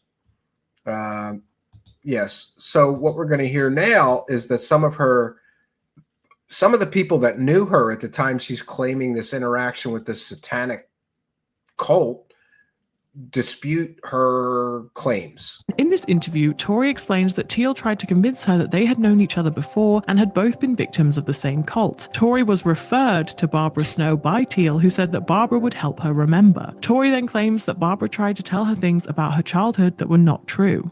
We got in a fight because she was telling me these things that were insane. She began to start telling me that I had actually grown up with her and that I was a part of this cult that she had been experiencing. That we met when we were at this ritual in the woods, in the mountains. It was like a child sacrifice. And she would kind of say things like, do you remember the trees? Do you remember the fire, the people? And I'm like, no, I don't know what you're talking about. That's insane. Yeah, and then the so-called therapist is getting angry at her because she's not remembering what the therapist is telling her to remember. That's a big red flag that this is bullshit.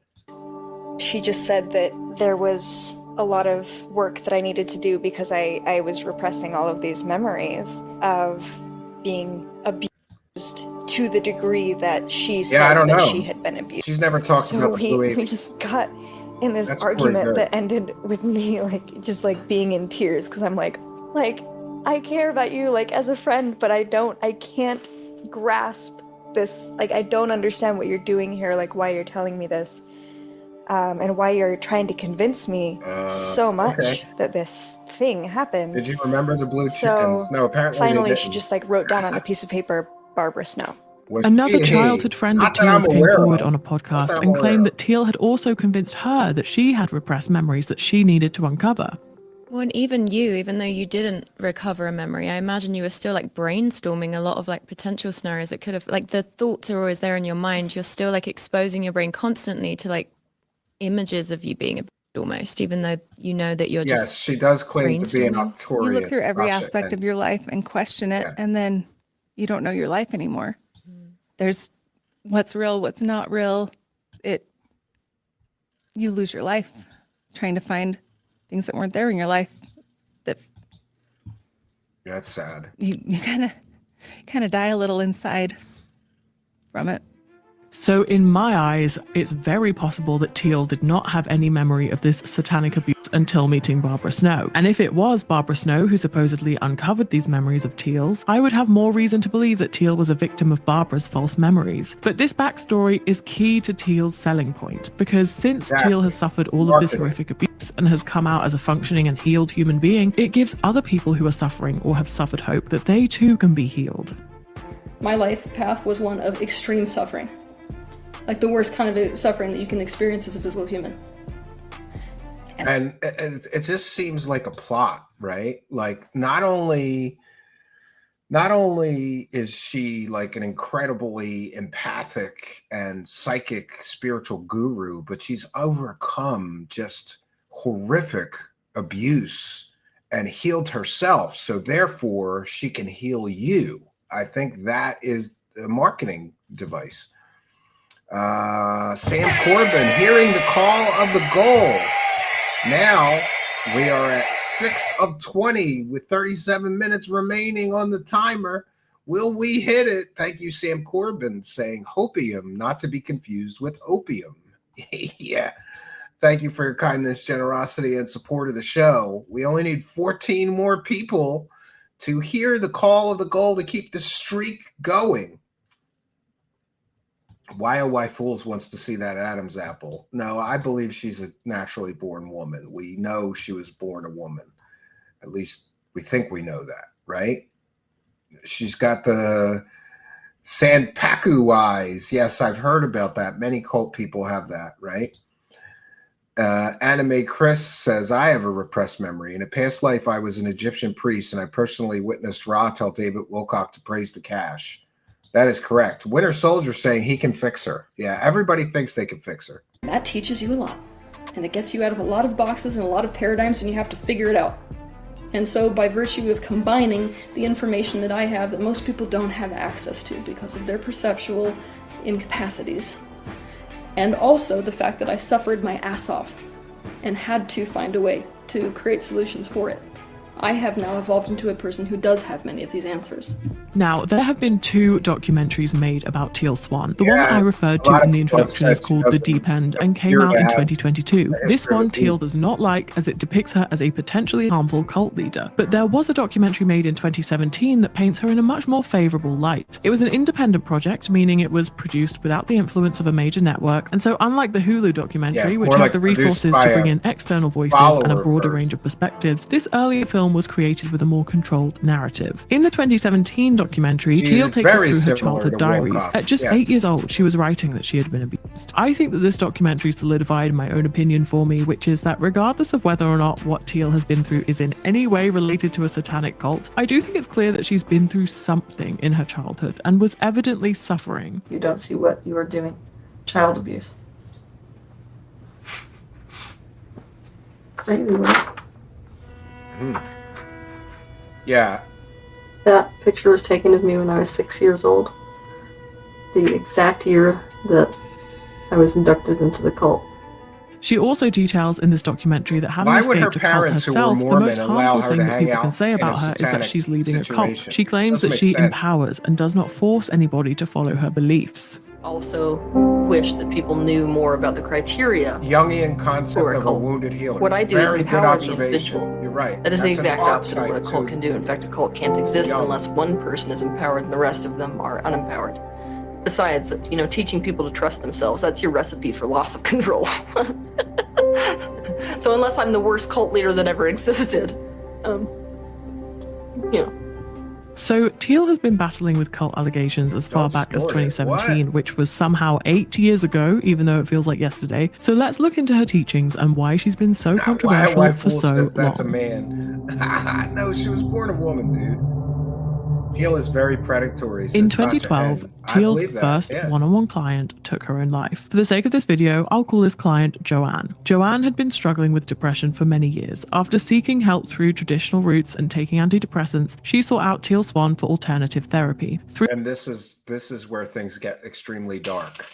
So her first one-on-one student unalived herself after involving herself with Teal Swan. And this is the problem that I have with many of these spiritual gurus. If someone is suicidal, you don't take advantage of them financially or otherwise, or emotionally, or in any way.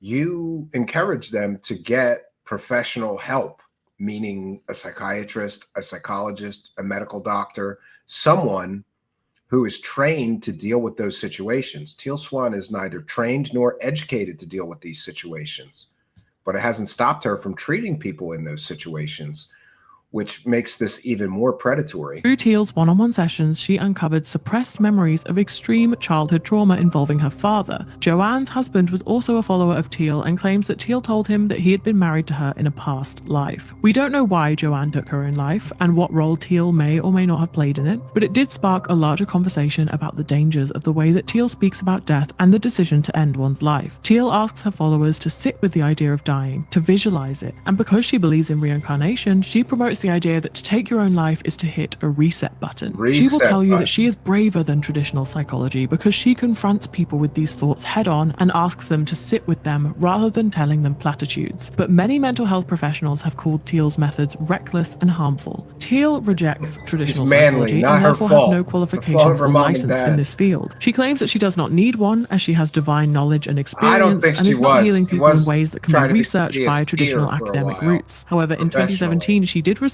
a cease and desist from the state of Utah for attempting to practice mental health therapy without a license. So she got a fine from the state of Utah. Practicing or engaging in, representing oneself to be practicing or engaging in, or attempting to practice or engage in an occupation or profession requiring licensure under this title. The person is not licensed to do so or not exempted from licensure under this practice following mental health therapy. Teal Swan posted a video on her YouTube site. Teal Swan demonstrates the completion process live. The video shows Teal Swan conducting a session with the client named as blank. The description labels the video as Teal Swan takes blank through the completion process where they work to transform persistent social anxiety. Social anxiety is a diagnostic and statistical manual, 5th edition diagnosable order. Ms. Swan establishes the diagnosis of societal anxiety and proceeds to engage in the professional intervention for the treatment of societal anxiety. Ms. Swan applies known psychotherapy techniques. So they fined her. She never paid the fine. I would like to know how much the fine was, because this girl's making millions of dollars. Why could she not pay the fine? But it is what it is. Fine was never paid, and around this time, Teal Swan relocated to Costa Rica to start running her retreats there. This was a direct result of a video where Teal Swan takes a client through her completion process. Now, the completion process is Teal Swan's signature method of healing. She has written books about it and claims that this is the best way to heal trauma. Teal believes that all mental ailments and some physical ailments are a result of childhood trauma that you may not even remember until you do her completion process. So sound familiar? Just like Barbara Snow? Oh, you might not remember that horrific satanic abuse that you suffered, but let me help you remember. Teal Swan doing very similar methodology here to Barbara Snow and the satanic panic repressed memory people. So your trauma may be childhood trauma that you don't even remember, but through me, you'll remember it, and then you'll be able to heal yourself from it. This is very, very predatory, friends. Sounds a little similar to our friend Barbara Snow, and it is, in my opinion. The process involves asking what your bad feelings are currently or when you were last triggered. You're then asked when in your memory you first felt these feelings. Come on. This is almost always when the person... Why does anyone need more than 3 guitars? Well, you got to have a Gibson for heavy, rhythm tracks. You got to have a Strat for leads. You have to have an acoustic guitar. That's 3 right there. What about a 12-string acoustic guitar? That's 4 right there. We will not allow this, SF Network. And what if my wife is watching and you're telling her I don't need more than 3 guitars? You know how much trouble you're going to get me in? Don't make me banish you from the live chat. SEFN Network. Everybody needs, you need a bass guitar. That's 5. I'm already up to 5. I'm barely trying. What about slide guitar? What about a I don't know. There's got to be. What about a double guitar? Sometimes those come in handy, right? You ever see a double guitar? I used to have one. I don't currently, but come on.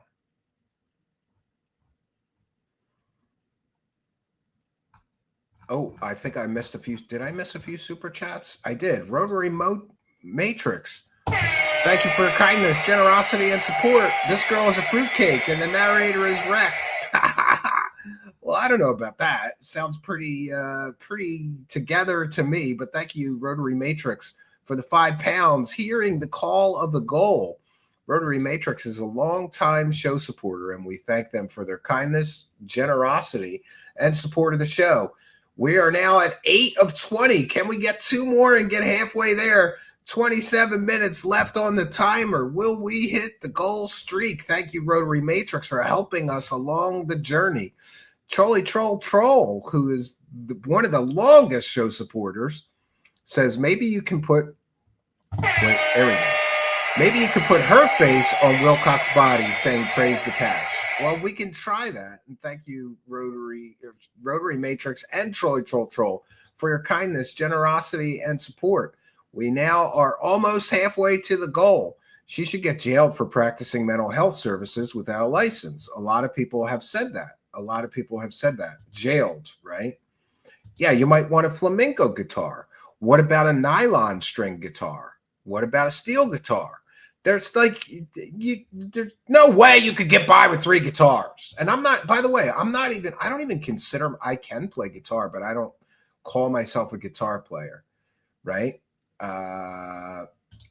Don't forget about having 7-string and 8-string. Yeah.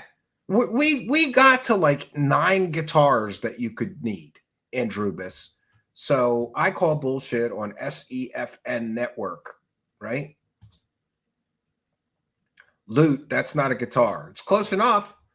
What about a MIDI guitar, right? A digital guitar. What about a guitar for Guitar Hero? You need that. What about, I don't know, what about a steel slide tabletop guitar? What about mandolins and all the other like guitar variants? SEFN Network is totally wrong. You need more than 3 guitars. Was a child. Teal will then ask you to embellish as much as you can in this scene in which you were a child, and more often than not there will be a parent present who is mistreating you in some way and causing you to feel this feeling. You then relive this trauma, sit with the emotion, and you're supposedly on the path to releasing that emotion. As Teal claims to know you better than yourself, she's able to get your repressed memories out, and so people clamor to get one of these sessions with her. She holds seminars and retreats where people can go through this with her or with one of her inner circle. You see, you can become a certified completion process practitioner by taking one of her courses.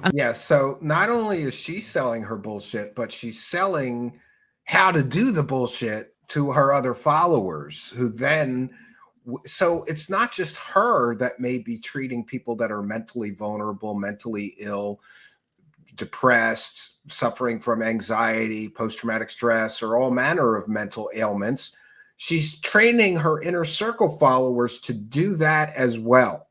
So the danger is amplified by her cult-like inner circle. The people that take this course then become almost Teal's disciples. Many of them live with Teal and join her on her retreats, whilst others return home to practice the completion process remotely. It is these disciples who I believe are the ones in Teal's cult. You see, the people that follow Teal online and visit her retreats and seminars or take part in her Facebook group are all dedicated followers, but they are not within close enough proximity to be fully in a cult. They may be influenced, they may be worshipping Teal and holding her in the same high regard as one might hold a religious deity, but you hoarding, could it's say the same thing collecting. about K-pop stans and their idols. I'm not accusing Teal Swan of being a cult leader on a global scale, but rather in the way that she controls the disciples that she keeps in her close circle. This is where the true cult starts to emerge. Teal lives on a compound with her closest followers who all work for her in some capacity has a in exchange for compound. room and board. That's a Many sign of of a these people cult. have come to her in their time of need and are completely dedicated to her cause. She jokes in one interview that she has found a group of codependent people.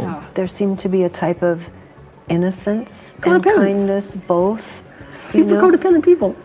So how did... But this is not a joke. She has actively created a group of people who are completely codependent. They are dependent on her, and she is dependent on them for creating and upholding her Teal Swan empire. Yeah, These are she was often a vulnerable Q-tard, people who I have think. nowhere else to go, and whose entire purpose becomes Teal Swan. Did Why you ever am I like fool think, says what if she's she's more lying? Or masculine could than this be Wilcox? false? Or no, because like I'm in so much pain, and I'm holding like I'm feeling so bad, and she has the answers that like I'm holding like myself hostage to all this. Like I'm forcing myself. Like this is the way. Because you're desperate. I'm desperate. For Yeah. what? This is Jared. Jared came into Teal's life as a vulnerable, desperate man who had just left his wife and child and the Mormon church. He found No such thing as spirituality in having too Teal many. Swan, and I they agree. became close. Before Whatever long, he was sense. living in her Yep. compound with her But he got closest to fuck followers her, and though. helping her out with her website and her business. Teal was married at the time, but told Jared that she and him were meant to vagina's be more together. masculine. Eventually, Teal cheated on her husband with Jared and began a relationship with him, and her husband slowly got kicked out of the picture. Yes, and there's also definitely some, I believe, some sexual exploitation of her followers. You see that? She's married, she gets this guy, and she's like, oh, you and I were meant to be together. So then she spreads her legs and cheats on her husband, you know, like a slut. When you're in a position of power or authority over people, sex should never be involved. That's just my opinion. I don't know. Like, in corporate America, I was a supervisor to many, many female people. And I always made it a point that I would never, ever, even the appearance of anything improper or anything, you know. And we had a great many of like college girls just graduated. We were hiring hundreds of people. So, you know, if you're in a position of power or authority over anybody in any capacity, whether it's religious or any group, really, work, you should never ever partake in any kind of sexual anything with the people under you. But it seems like Teal like she farms her cult for like the next stud that's going to bang her, right? So she tells this guy, we're meant to be together. And she starts cheating on her husband with this guy. Like many in Teal's inner circle, Jared was given a new name, and to her, he was known as Fallon.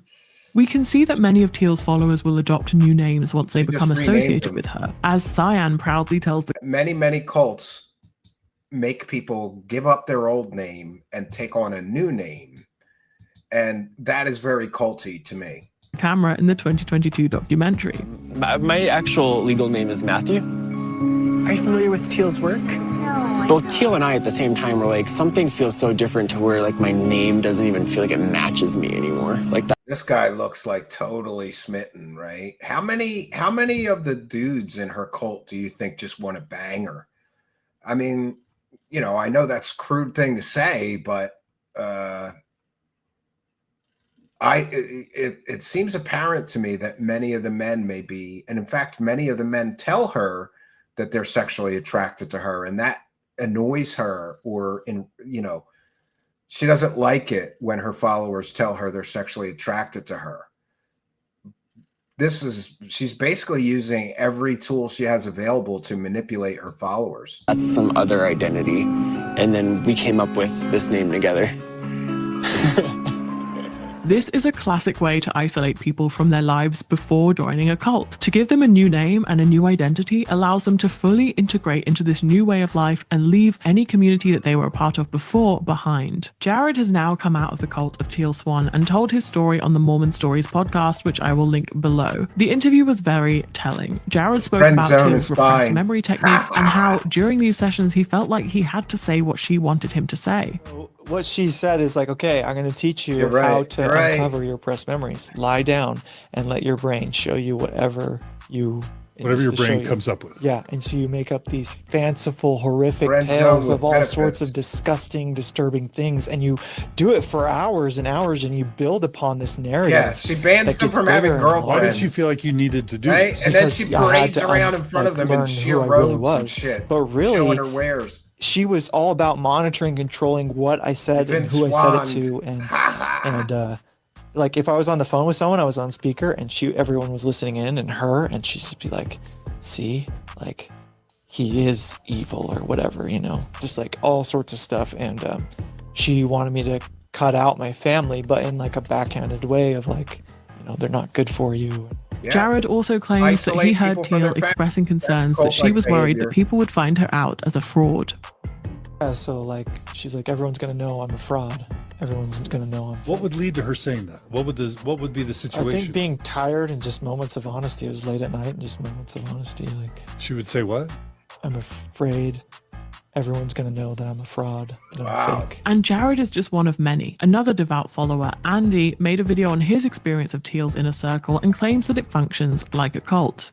It's a weird one because it doesn't look or act like a regular cult in a lot of From one cult senses. to another. It is Yeah. a cult, and it does fit the criteria, but it does in a kind of roundabout way. So Typical Mormon man. it's easy for example, Teal to say, I have the perfect recipe for a cult, but it's not a cult because of my ethics, which, I mean, that's a whole other can of worms. So if those that have been in Teal's circle say that it's a cult, and her critics say that it's a cult, is it a cult? Well, Teal will tell you that these people are her haters, and that people only label her as a narcissist and a cult leader because she's a powerful woman. People always I say think we're gonna see the about end women of the goal who streak step up into these tonight. powerful positions, especially in the world, especially if they're pretty, that they're narcissistic. Like, I have to be honest with you, and I do need to bring this up at this point.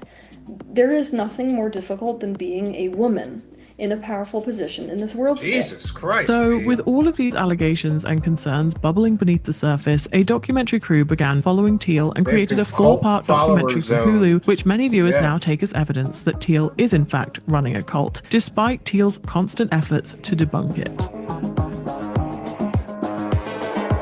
In 2022, a 4-part documentary series called The Deep End was Yeah, released come on, on let's Hulu, keep providing the a streak detailed look going. inside of Teal Swan's Stand up, world. be Whilst Teal Swan counted. repeatedly Let's hit rejects the the idea that she goal, runs a cult, friends. many of the red flags are pretty present in this documentary. Perhaps the Yeah. most prominent being the way that she appears to isolate people from their families and insists that they replace them with her and her She isolates people from their families and insists that they replace their families with her.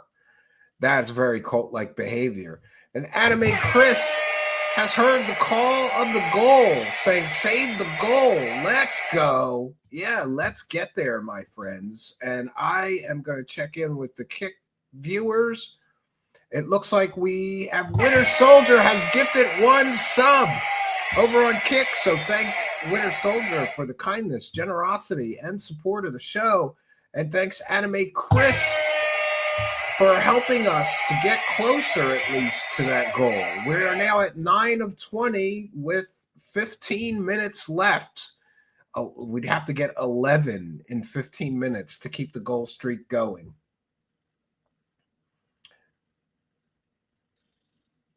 Thank you all for your kindness, generosity, and support of the show. Let's continue. compound. The documentarians hired a private investigator to investigate claims that Teal Swan was running a cult, and when the investigator found a document of non-negotiables that Teal required of her followers, she concluded that it was indeed a cult-like organization, if not a full-on cult. And then I was given... Oh, the private investigator. Whoa, whoa, 3, 4, 5 for the goal, friends. Thank you, Van Schergen, who's also a member, saying simply, let's go. Well, the good news is that means that we are now halfway to the goal. But that also means that we have 14 minutes left to get 10 more. Can we hit it? Can we keep the goal streak going? Halfway there. Thank you, Van Schergen, and thank you, Anime Chris, and all of you for your kindness, generosity, and support of the show. Troll, Rotary Rotary Matrix, Railroad Bum, and everyone else who helped us with some super chats tonight. We appreciate your kindness, generosity, and support. Thank you all for your kindness. Much, much appreciated. So the Hulu documentary producers hired a private investigator to try to figure out if she's running a cult. And what the private investigator found is very, very disturbing. With her and her compound. The documentarians hired a private investigator to investigate claims that Teal Swan was running a cult, and when the investigator found a document of non-negotiables that like Teal required of her followers, Doesn't she look like a concluded that private it was eye, but indeed hey, a cult-like organization, if not a full-on cult. And then I was given a document that I was shocked that they were shared with me, which is called the non-negotiables. These are the things And that this do to is stay a in list cult of the compound. things that people have to agree to Yeah. if they're going to be You're gonna part make me of drink this Pokey inner Bears, Sam circle. Corbin. And it does not read well. Good. I'm not sure if you're aware, but Matthias shared with If we me get to 16, the he'll ditch us one more time. document But we called need the non-negotiables. 7 more, 8 more, And 9 more. can you answer some questions We get about 9 that? more. Troll will throw in the last I one. don't have them in front of me, but I haven't read them in a while. Okay. Well, it's you can't put your own family first. The Teal has to come first. If she wants you there, she gets you. The priority of the entire community is whatever's in the best interests of Teal. Everything else is second to that. You can't have personal boundaries that have in any way an effect on Teal. So here's how this one's written. You will now be in the world of fame. This makes relationships very, very complicated and often painful. Don't be a brokey. Your I do need associations are, in Harvey. fact, your potential biggest liability. The documentary as a whole is interesting. It mostly focuses on Teal's relationship with her day one supporter, Blake. Blake is a man who Teal claims saved her when she escaped the satanic cult at 19. They formed a romantic relationship that lasted about a year before deciding to just be friends, and they have remained living together ever since, with Blake helping Teal film her videos and run her business for nearly 2 decades. Blake has lived with Teal through Dedicated. 5 Does this sound marriages, has familiar? helped raise her. Remember, Sarah R. Adams had that manager Tajinder, and Tajinder basically dedicated a large part of his life to helping her with things like her website, her psychic reading bookings, her live events, her interviews. This guy dedicated 20 years of his life to this Teal Swan, even though she wasn't his girlfriend anymore. That's very cult-like and weird. And then she basically told him he wasn't allowed to bang this other chick that he met. Son and has been with her from the very start. That is, until now. He began a relationship with Juliana, who he got married to, and the documentary follows Juliana trying to be integrated into Teal's compound, and then Teal not liking her and eventually basically kicking Blake and Juliana out of the compound. The documentary is very much framed as if Teal does not let people join or leave her inner circle very easily, and there's even a moment where she states that the people in that circle cannot have relationships or children if they want to remain. I feel like what we need to do as team members is choose what consequences we say yes to upon bringing a partner into this circle. Yeah. Basically, what this boils down to is I need to be able to get rid of you if you bring somebody close that's dangerous to me. Yeah. I can't be kept awake at 3 o'clock in the fucking morning before an interview by a screaming baby. Wow. All the girls here are some spiritual guru, right? I can't be kept awake at 3 o'clock in the morning by a screaming baby. I've got interviews to do every day or whatever. She's supposed to be a spiritual guru? Sounds like a cult leader to me. You can't have children. But by the way, she has a child. So this is typical cult-like behavior. The rules do not apply to dear leader, only to the cult members. We're on board. We're not having Remember the Branch Davidians, David Koresh? That's a crazy story of a cult. One day he claimed that he had a revelation from God, and he went to all the men in the compound in the cult and said, God told me you're not allowed to bang your wife anymore, but I'm allowed. What? I can't bang my wife, but you can, dear cult leader? And people allowed that to happen, believe it or not. And he had many, many children because he was banging all the bitches in the cult. That's crazy that somebody would stay for that. There's some things I hear about in cults that I go, how could you be okay with that? Right? Steve is reciting the FBI narrative. I don't know about that. Can't wait until you are wait, you are a person? What? Yeah, that sounds like a commitment. Sounds like communism.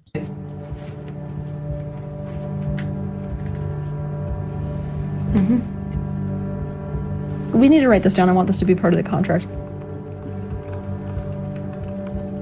Yeah, I'm allowed to get rid of anybody that you bring in here. What most people picked up on was Teal's relentless behavior towards Juliana and the way that she would come at her in front of a group of people. And then how this rudeness was reflected onto Blake once he made the difficult decision to leave her compound. Teal has since attempted to discredit the documentary, claiming that she was misrepresented and that the filmmakers had an agenda to make her look bad. But for many viewers, the deep end simply confirmed what ex-followers had been saying for years. That Teal Swan is not just a YouTuber giving spiritual advice, she's a cult leader. And I don't really think you can edit around how truly mean and manipulative Teal was to Blake and his wife, and the fact that Blake, her closest friend of nearly 20 years, was kicked out because he began a relationship with an outsider. If you want to flip the favor around, like you guys have been doing to me, the level of fucking judgment you have on me being a narcissistic bitch, you're a fucking absolute loser. Always will be. Do you think I control others, even the way they see things? Yeah. You think I'm too masculine, too harsh, not very nice, don't care about people, manipulate Blake? I'm tyrannical, have the wrong values, use people. I hurt myself and others. I'm power hungry and responsible for the power struggles between you and me.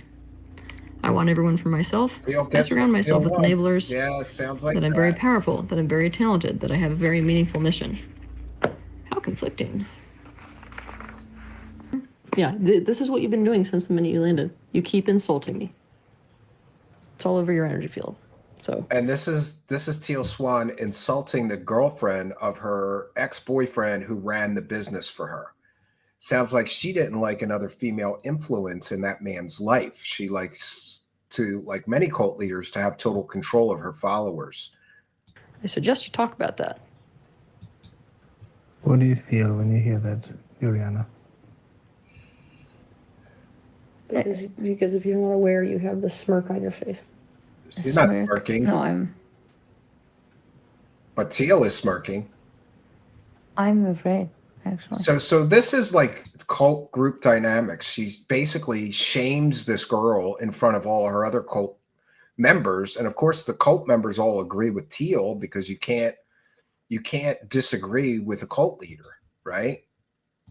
Teal has posted multiple videos telling her followers that this documentary was propaganda, but none of this really focuses on the issues that most people had with her behavior, which was 1, the way she treated Blake and Juliana, and 2, the contract that the private investigator found. She claimed that this was all cut together to create a story that didn't happen. They used trick editing, fake narratives, conversations taken out of context, and used all of us, Blake and Juliana included, to tell a story they must have intended to tell from minute 1. Yeah, I don't buy that. They followed her around for 3 years.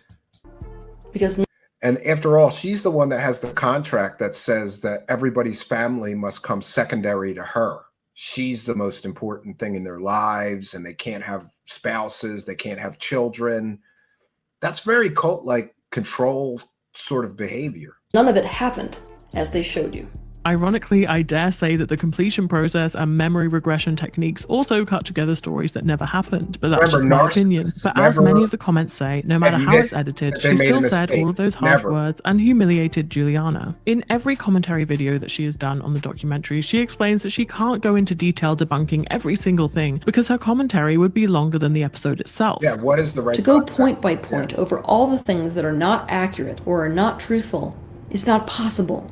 This commentary video would be longer than the episode itself. But in a landscape where hour-long plus videos really thrive on YouTube, I find it a strange excuse. If she really had the tools to debunk the entire thing, surely she could just make a video longer than a 40-minute episode. It doesn't really make much sense as an excuse. Your followers would happily watch a movie-length video if that's what it took to convince them that what they saw was not a controlling, aggressive, behind-the-scenes environment. My final thought on the documentary is that Teal Swan claims to have access to the Akashic records. These records are believed to be the compendium of all universal events. This means that she can see the past, Dracos the will present, take her and the deep future end. of all entities and life forms, and every thought that's ever been had and ever will be had. So my question is, if she can see the future, surely she can see the consequences of the events that are to play out. Why would you agree to do this documentary if you— Yeah, this is a very good point. She's supposed to be so psychic, but she didn't see the documentary filmmaker snaking her and making her look like a fucking lunatic and a cult leader.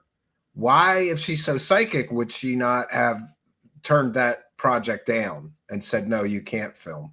If Teal wasn't so obsessed with her, so she wouldn't be bothering to have these filmmakers around in the first place. Serves her right. Yeah, I mean, it doesn't make sense. who already knew that they would form this narrative and that people would turn against her? Surely she would have known that they were going to use this documentary to try and prove that she was involving people in a cult. Or perhaps her powers are not what she says she are, and she is manipulating people into building her an empire for free. Because many of these people are volunteers who work for room and board while Teal pockets millions of dollars. Even if she's not keeping them there with force, she's certainly making it difficult to leave. She's got her own slave labor force. All these people living in this compound, all working for her to further her career, but they don't get any money. She keeps it all. That's cult-like, friends. That's what the Krishnas do. That's what many cults do. Scientology bilks their followers for every penny they can. Doesn't pay people. They get free slave labor. Because where will they go if they want If you've ever been in an airport and you saw a Hare Krishna, if you've ever been in an airport and you have seen a Hare Krishna selling flowers or books, they give every dime of the money that they get to the cult. They don't keep it. And some of them will go to an airport for 12 hours at a day, right? Oh, we have Von Schergen with another one for the goal, saying, save the goal. Well, my friends, it was a nice streak. We have 2 minutes and 30 seconds left on the goal. So unless somebody sends 9 super chats in the next 2 minutes and 30 seconds, we're going to lose the goal. The poor goal, says Sam Corbin. And thank you, Van Schergen, for trying to help us get there, right? All streaks have to end. And in fairness, this is an extra show for the week. Remember, I've been doing 3 shows since, I don't know, since August, September, and up till now in October, we've done 3 shows a week. And so this is kind of an extra goal. Maybe it's asking too much. It's kind of like Darkside Phil doing 12 streams a week, asking for $150, right? But we thank you all for trying to help us get to the goal. We got a little more than halfway to the goal, and I will take it. Support is support. We thank you all for your kindness, generosity, and support of the show. I will check in once again with the kick chat. No, it looks like Winter Soldier is our only kick subscriber or gift, only kick support tonight. Thank you, Winter Soldier, for that as well. Yeah, we do. We need a sugar daddy. That's what we need, right? 1 minute left in the goal. 9 to go. Yeah, I don't think we're getting 9 $5 super chats in the next 1 minute and 7 seconds. So it was a good streak while it lasted. And thank you all for the kindness, generosity, and support so far. That doesn't count according to DSP. Yes, we definitely need a sugar daddy, right? Sorry, Gooses, says SEFN Network, who doesn't like guitars or people that have multiple guitars, right? Cyan Goose over there. What? Did I miss something? I want Teal to worship me, says Mace9930. You should count the gift subscriptions. We didn't have any gift subscriptions today. I would count them. If somebody gifts nine gifted subs, I will count that and we'll continue the goal streak. By the end of the broadcast, if somebody gifts 9 gifted subs, we will count that towards the goal. We didn't get any gifted subs today, so I can't count what isn't there. But thank you all for your kindness, generosity, and support. Let's finish this video up, and then I have one more from you. for you. For tonight's broadcast, we will be doing more broadcasts on Teal Swan. You can consider this a multi-part series. And once we've delved deep enough into Teal Swan and done multiple episodes on her, we'll move on to another new age spiritual cult-like guru. To leave the compound. If their only qualification is a completion process certificate from an unlicensed practitioner, they have no money of their own, they have no people outside of this circle to support them, they're known by a new name, they're often convinced that their family members traumatized them early in life, their survival is completely dependent on Teal Swan. And I believe that she knows that, and she uses that to manipulate people. Whether or not Teal Swan intends to run a cult, the results speak for themselves. She's built a devoted following that sees her as infallible. She encourages people to reject outside influences. There is no denying that she has control over her inner circle's lives, whether or not she wants to admit it. There's also no denying that her videos have helped people. I think there is a key difference here between the people who seek answers in her YouTube videos because they are desperate and cannot afford therapy, and the people who go above and beyond and pay thousands of dollars for her retreats and get— Yeah, the whales are the ones that she really targets. The people that are affluent and rich, right? And can afford, just like David Wilcock and many others, they love the whales. Hey, do you have thousands of dollars? Come to my course, right? Noka with another bit of support. Swan is a wild ride, says Noka. Thank you, Stephen. Well, thank you for your kindness, generosity, and support of the show. And how about we do this? If, so that's now we need 8 gifted memberships. Any super chats of $5 or more. We were at 11. Now we're at 12. So if we get 8 more, or I can, well, I can do a new goal, but I don't really want to do that. Thank you, Noka, who's also a member, for your kindness, generosity, and support of the show. Much, much appreciated. So we will count any super chats of $5 or more. If we get 8 or more before the end of the broadcast, let's forget about the timers. If we get 8 or more, and everybody in the audience, keep me honest if I lose track or something, we will continue the goal hit and the streak continuing. So let's see if we can get 8 more. The goal setter won't let me set it for 8, and I don't want to set it for 10 and remember to take off 2. And like, I'm not doing the DSP calculations like he does, right? The biggest trick of the cult leader could ever play is convincing everyone they're not in a cult. Yeah. Absolutely. Admitted into her inner circle and to her compound. That's where the real danger lies. When vulnerable people attach themselves to Teal in this way, Teal will tell you that she can't help that people attach themselves to her. But you can help running a compound where everyone that has attached themselves to you does a bunch of free labor so that you can run an internet empire. That's taking advantage of vulnerable people. That's borderline, if not a complete cult. So what do you guys think? Let me know in the comments. I have been your Uncle Herman, and thank you again to Delete Me for sponsoring this video. All right. Well, we made it through that one. And now I have one that looks at Teal Swan from a more psychological perspective. And we'll get into that as well, friends. If you're just joining us, you're watching Truth Seekers and our new series on New Age spiritual guru cult leaders. We're beginning this series off with Teal Swan.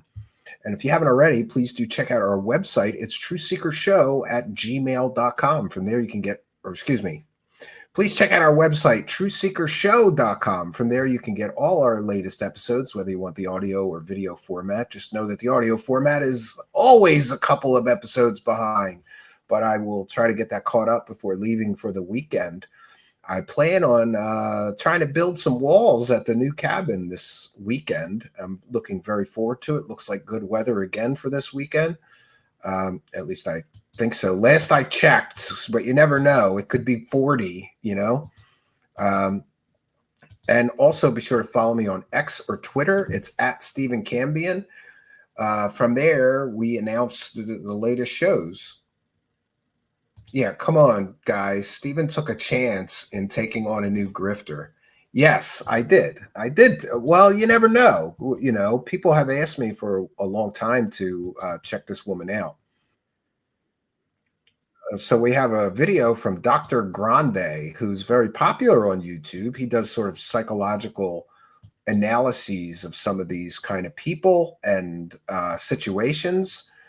And Interesting that like whatever's going on, this guy will do the psychological analysis. Like when Amber Heard and Johnny Depp were going at it, he did a psychological analysis.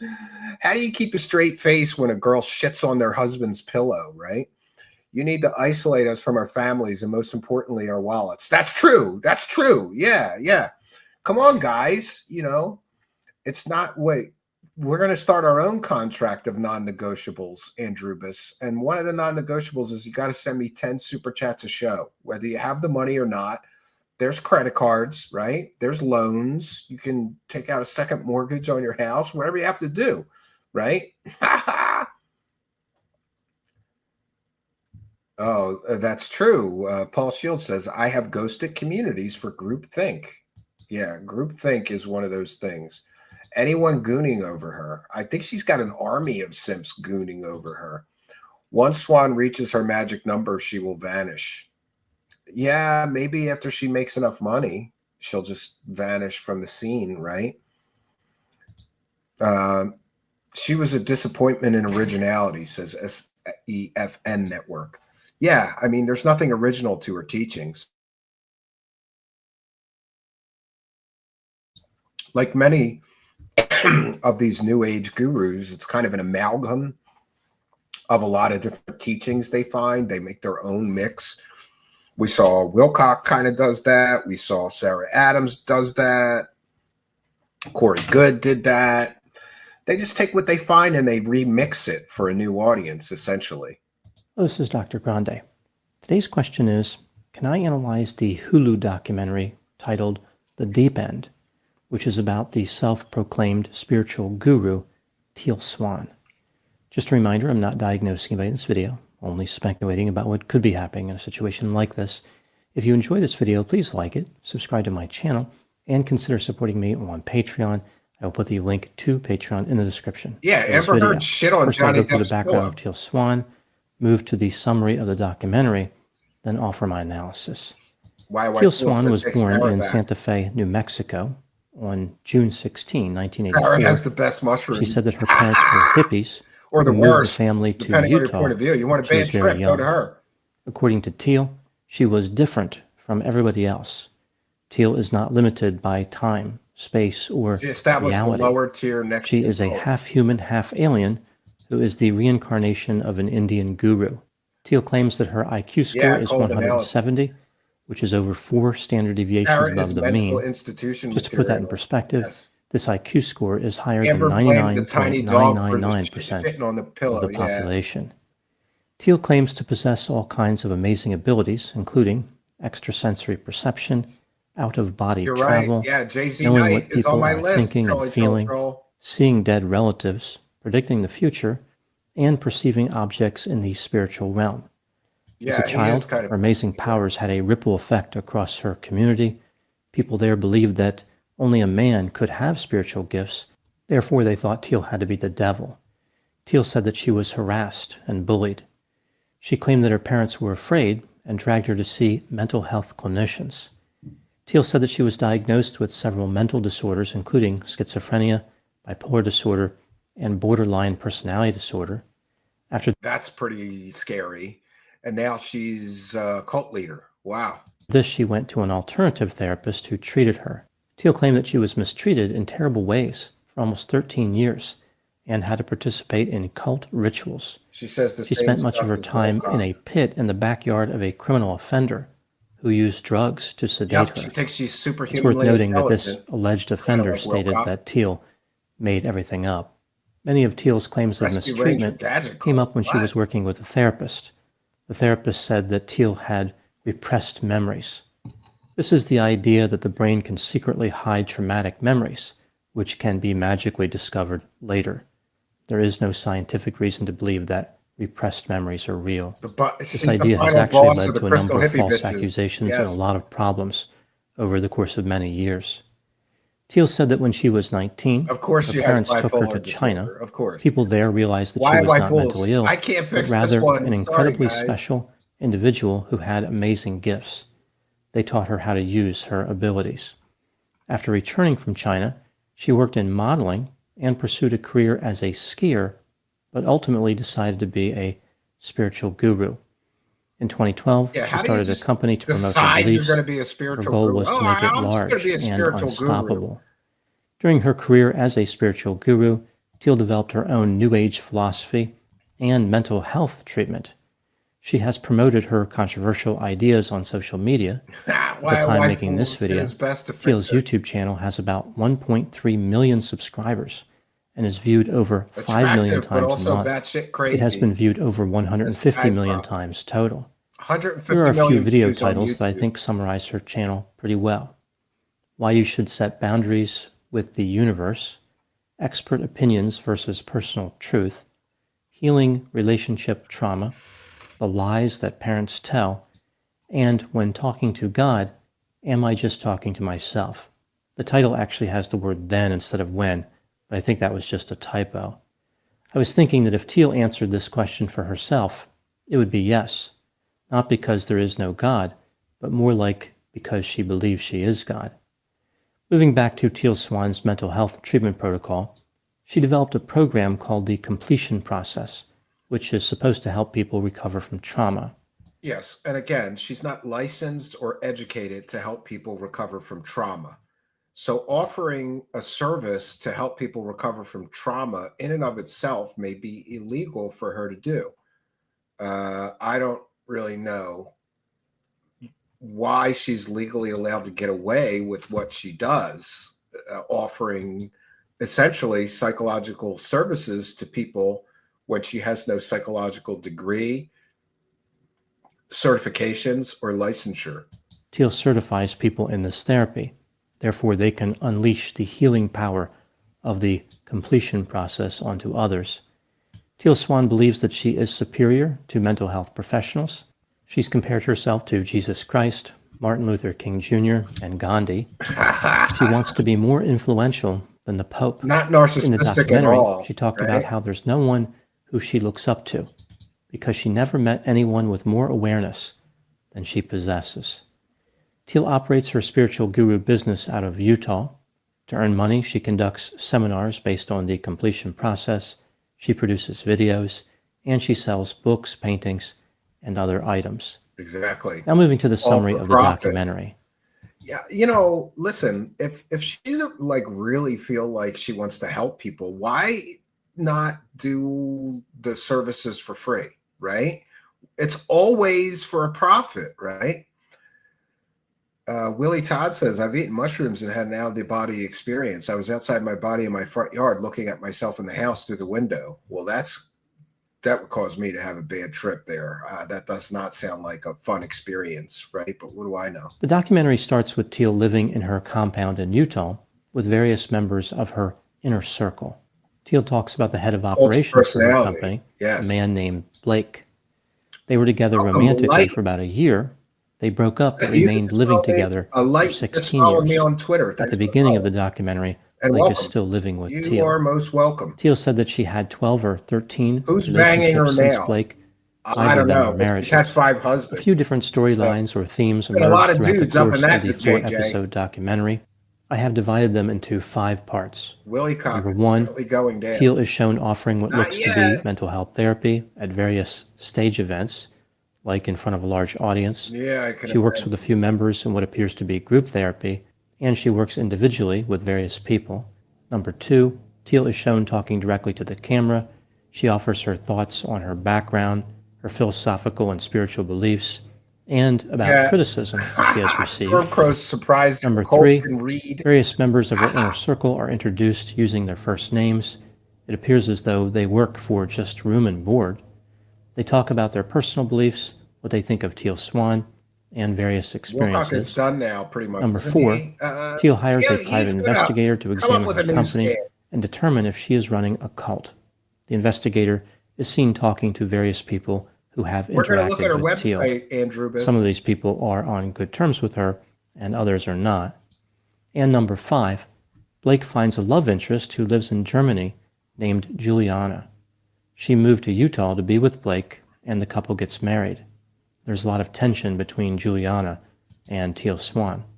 As the documentary progresses, that last storyline develops into the focus as Blake and Juliana move away from the compound.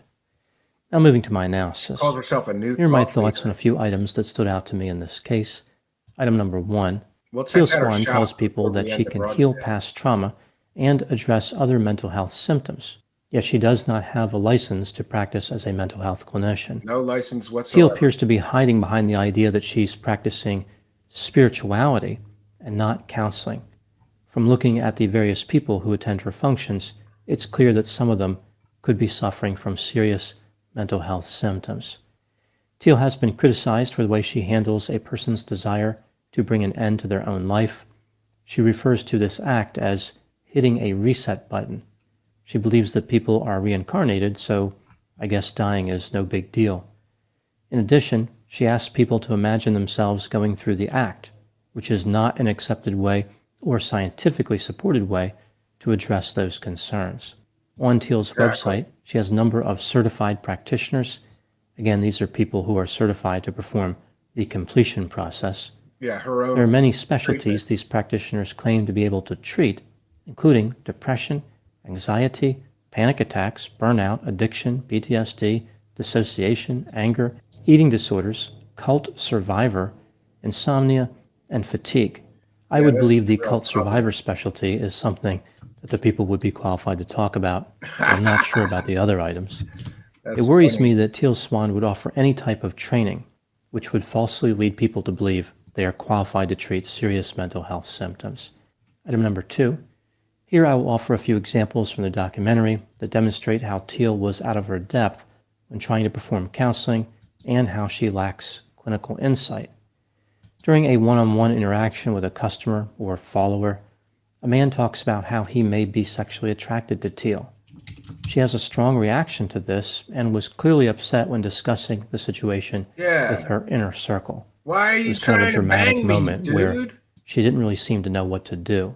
If Teal had actual training in mental health counseling, she would know that a client being attracted to a therapist is not only common, but expected under certain circumstances. I never knew that. During another situation, Teal was frustrated because That's a kind of follower... weird, right? So if you have a therapist or a counselor, it's normal that you want to bang them. I guess maybe because they sort of offer you comfort of some kind, right? Maybe that is normal. You know, if you have somebody and they're helping you through a problem, you start to develop some sort of emotional response to them, maybe up to and including being attracted to them. I don't know. appears to be threatening to harm herself. Teal's primary concern appears to be liability, like she will be in trouble if something happens to the follower. If Teal were an actual clinician, she would have plans in place to deal with those circumstances. Teal is frustrated by fairly common situations that occur when working with people who have mental health symptoms. During stage events, Teal can be seen addressing the concerns of her followers by offering simple and obvious questions and failing to demonstrate any insight. For example, she asked one follower what it would take to make her happy. Yeah, The this person was responded weird. by saying, "Nothing." Teal then said, "Why are you still on the planet?" After this, everybody in the audience clapped as if they had just heard something useful. This is a very common tactic with Yeah, don't self-proclaimed worry, spiritual reincarnation gurus. is real. They deliver statements So imagine confidently, committing- but the actual yeah, content exactly. of what they That's- state is nonsense, useless, or meaningless. It only sounds profound without knowing what the words mean. Oh, I can imagine. Item number it, 3, yeah. Teal conceptualizes mental health symptoms as originating from traumatic experiences. One of dog Teal's meal and key peanut butter phrases for a is day. something like, "Don't ask people what's wrong with them, ask what happened to them." Sometimes trauma does Nothing cause like a symptoms, shovel but and often people drink. have symptoms with no obvious cause. The idea that everything is caused by trauma is dangerous and not supported by evidence. Exactly. It's important to be able to treat someone for symptoms without knowing what caused the symptoms. If mental health clinicians needed to know the cause before offering effective treatment, very few people would get treated. Item number 4, based on Teal's trauma causes everything conceptualization, her treatment method is based on reliving the trauma in the safe environment of one of her retreats. She believes the trauma can be undone through what she calls the soul retrieval process. Soul retrieval. Teal's She'll reliving the trauma retrieve your component soul. may function a little bit like exposure therapy, which is a real treatment modality, but it can only be delivered by a qualified clinician. Once again, we see Teal wandering into an area she does not understand. Some of her followers may feel better due to exposure, catharsis, or a placebo effect, but without follow-up care, symptoms will likely return. Item number 5. As I mentioned, one of the major themes of the documentary is the dramatic tension and feelings of acrimony between Blake, Juliana, and Teal, based on Blake getting married to Juliana and the couple living and working with Teal Swan. It appears as though Teal was very hard on Juliana in the beginning, like she didn't really have confidence that this was going to work out. 50-50 It appears bang as though with Teal her. was jealous of Juliana from the beginning, Seemed like she was like Teal extremely laid down the jealous of law that by other saying woman. that her only safety was the community, and she wasn't going to be happy about any truth that opposes her truth. I find it interesting that she believes Yeah, well, he's there a are multiple versions of professional the truth. therapist, so Toward the end of the documentary, Teal confronts Juliana and turns the inner circle against her. Teal has all of the inner circle her members fault. say Yeah. what they think Juliana believes about Teal, which seems like an unnecessary and ridiculous exercise. it's a humiliation ritual. Blake and Juliana move out after this. Teal indicates that Blake's leaving has broken her heart. She tells him never to forget he is a loser. She was even some mad at the spiritual people who guru. wished him well online. A After real Blake and enlightened Juliana spiritual leave, guru wouldn't Teal be has a angry meeting if with the somebody remaining decided to members leave the of her group inner circle or where go she talks get a new about how it's spouse. important to keep her safe. She wants to put a new policy in place which basically says she can reject any member if she doesn't like their partner. In addition, all the inner circle members have to agree never to have children. Item number 6.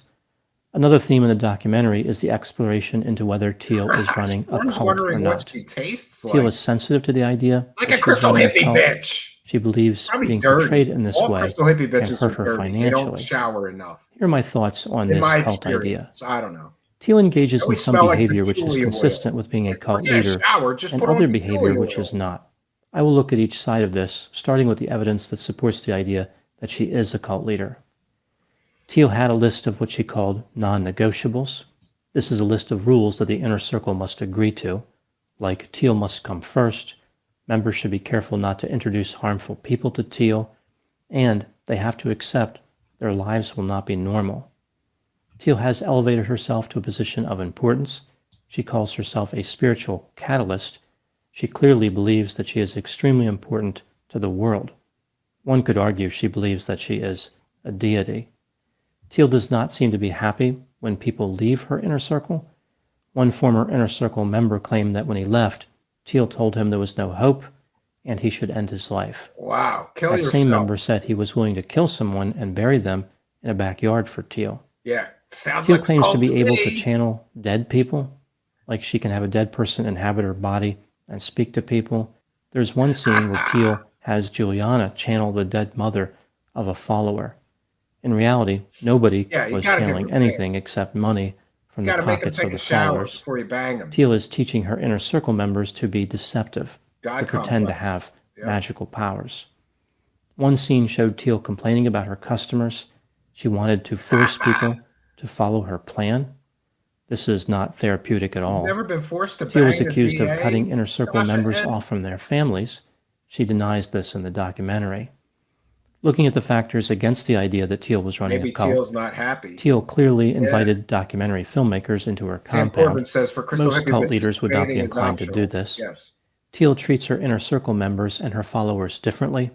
Her followers attend seminars but do not live in the compound. They do not drop everything to follow Teal. They are not cut off from their family members. Rather, they Those are follow her paying online members. Yeah. and occasionally might attend a As long as retreat. they're a revenue source, they're In allowed weighing to the have a evidence, family. do I think that Teal Swan is running a cult? I think she is not running a cult as far as how she treats her I followers. just watched the but video. her on your behavior toward channel. her I inner was like, circle what's is this? consistent That was a with weird a cult video, leader. Sacha. Like she's running a compact, You should do emotionally more videos, charged, though. and disorganized cult. If Teal's cult was a soft drink, it would be named Cult Light. Cult Now moving to Light. my final thoughts. Cult Throughout the Light. Sacha, and you should email me at trueseekershow@gmail.com. We're still looking for co-hosts for the Internet Insanity Circus show, and I'd like more female involvement. So, and I'm harmless, by the way. it's a real offer. You can email me at truthseekershow@gmail.com if you have any interest in that. Documentary. We need co-hosts, preferably female co-hosts, 85% audience and all, 85% male audience and all. Teal Swan is defensive, smug, overly confident, volatile, Exactly. self-centered, vindictive, and arrogant. This does not, vindictive, arrogant, overconfident, that does not sound like a spiritually enlightened person to me. Angry, right? I don't know. I've been around a lot of, I've actually been around a good number of Buddhist monks and Catholic priests, monks and brothers.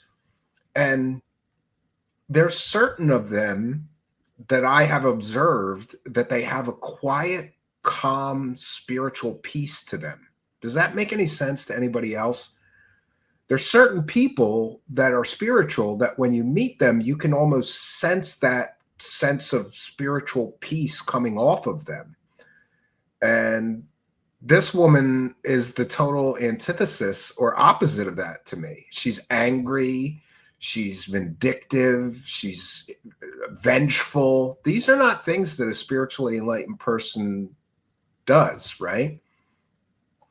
What does the cult do all day? How do they make money? We're going to show their website in a moment, and you'll see. They basically work for her, running her internet empire. And they sell everything from tarot cards to books to paintings to I think it's a $1,500 course. Said that her followers believe that they have nothing else to lose. Teal's haphazard approach to helping them suggests that she is trying to prove them wrong. They definitely have something else to lose. This bitch is on a different few things, level in when fact, it comes to its namely their sanity. time, Yeah. money, common sense, and dignity. Another one. Those are you my thoughts follow on the us is documentary Marilyn The Shepherd. Deep End. Please put any Well, she's a opinions and cult thoughts leader, in just the be comments careful. section. They always generate No, an she has interesting no dialogue. OnlyFans. I As knew always, somebody I would hope you found ask, my so I analysis checked on this into that. topic No to be OnlyFans. as intriguing as a half-human, half-alien, money-channeling cult leader. Thanks for watching. Haha. Very good. Very good. Very good analysis from a psychological perspective. I just think that a spiritually enlightened teacher should not be angry, vindictive, or vengeful. It just doesn't make sense to me that a spiritually enlightened person would be like that. Sacha N says psychopath. Yes, quite possibly. Andrea Scout says, I also met spiritual people like priests, Buddhists, monks, those who brew beers, and even a couple of Jewish rabbis that have a tranquility. That's the word I was looking for. Yes. Some of the, and let's be clear, like I grew up Catholic and I was educated by the Jesuits and the nuns and brothers and monks and visited monasteries. I spent some time at St. Charles Monastery. They wanted me to become a priest, and not all the priests, but certain of the priests, especially in my experience, the people who focused on teaching theology and scripture study, they seem to have a certain spiritual peace about them, a tranquility. They did not appear angry or vengeful or vindictive. So, this is so funny that she's so angry and vindictive and vengeful. Like, shouldn't she just forgive them if she's so spiritually enlightened, right? Most spiritual people would say, yeah, you just forgive, right? I met a monk in Chiang Mai. We agreed that the secret to life, to a good life, is laughter. Well, that tends to make sense. Well, my friends, I think we have done our due diligence, both for today and for the week. I'm heading out to the cabin tomorrow, so I will be back live Monday at 7 p.m. Eastern, but I may do a kick-only stream from the cabin if I don't wear myself out too much carrying boulders and rocks and heavy logs around all day. We'll see how that goes, right? You never know. So I want to thank all of you kind and generous benefactors. And though the goal streak ended on Monday, we're going to try to get a new goal streak going. I've got a great show planned for Monday, 7 p.m. Eastern Standard Time. No place I would rather be. And let me know in the comments and in the live chat. Do you want to see more episodes like this on New Age Spiritual Gurus? I think we will do a bunch more episodes like this, both on Teal Swan and on other people. Somebody mentioned Jay-Z Knight, who's a channeler and a cult leader, New Age cult leader, and a Q-tard. I have her on my list and a bunch of others. If you have suggestions for this series, please email me at truthseekershow@gmail.com. Please include some links. If you're going to tell me about a New Age spiritual guru, especially a scammy grifter type, please be sure to let me know. But before we go, I just wanted to show you, somebody asked, how does this cult make money? Well, here's one way. This is from their website. And we see here one course from her. Oh, you get $500 off, right? You get 12 hours of new video lessons, access to Teal's most advanced arsenal, video demos of Teal, in-depth 70-page workshop, and a private community, all for the low, low price of $1,497, friends. So her business is New Age bullshit, and business is good, right? Yes. And Sasha says she has a couple, but she probably made her followers paint. Yeah, maybe they're just sitting around painting these $1,000 paintings all day.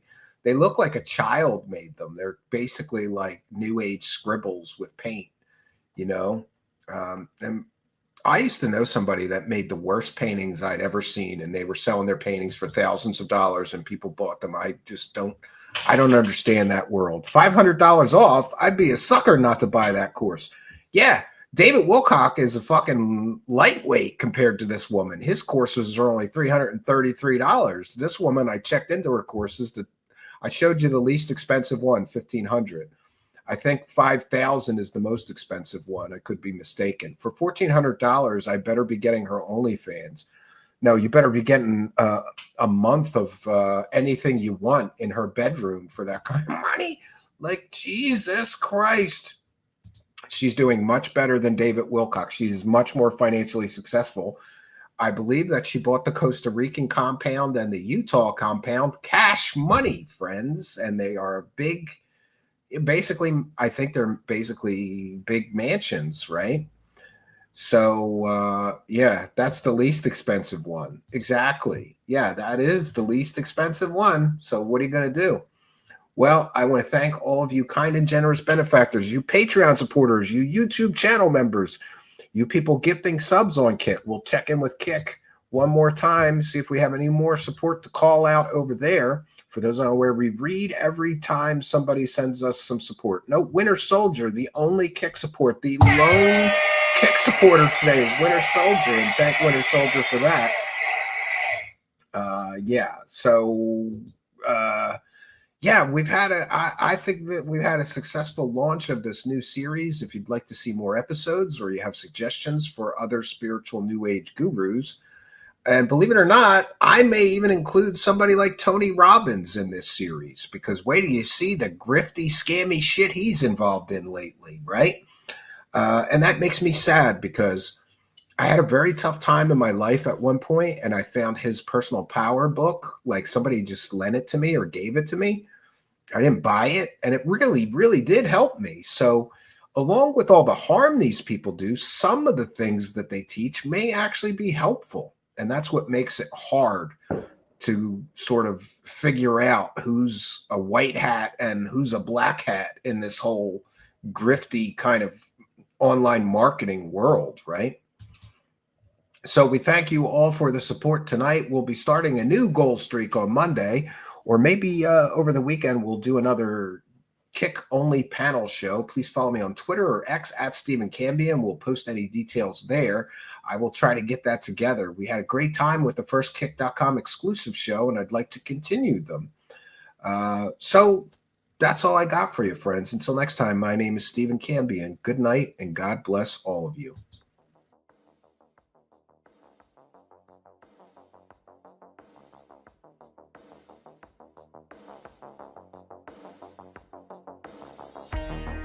Truth Seekers is a viewer-supported show. Wonderful people like you who enjoy this show send pledges in the form of super chats, super stickers, super thanks, PayPal, or Cash App. Instructions for how to help are in the description. You can also join our Patreon, and for as little as $1 a month you can get extra content. Patreon supporters get a backstage pass, early access to all our production videos before they are distributed publicly, Stephen Campion's music, private writings, a monthly show journal, and more. You can also become a YouTube channel member for $5 a month. A YouTube membership includes all of the Patreon benefits, plus a special members badge, priority reply to video comments, and the live chat, plus a monthly members only video. We thank you all, kind and generous benefactors, for supporting Truth Seekers. Thank you for your generosity and support.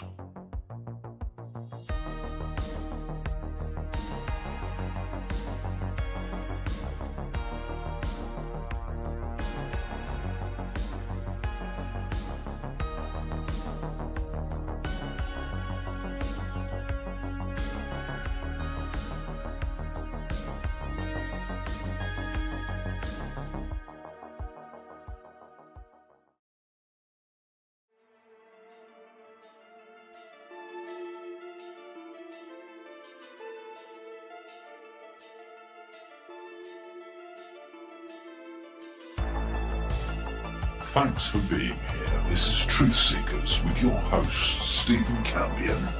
Please rate, like and comment on our videos or podcasts.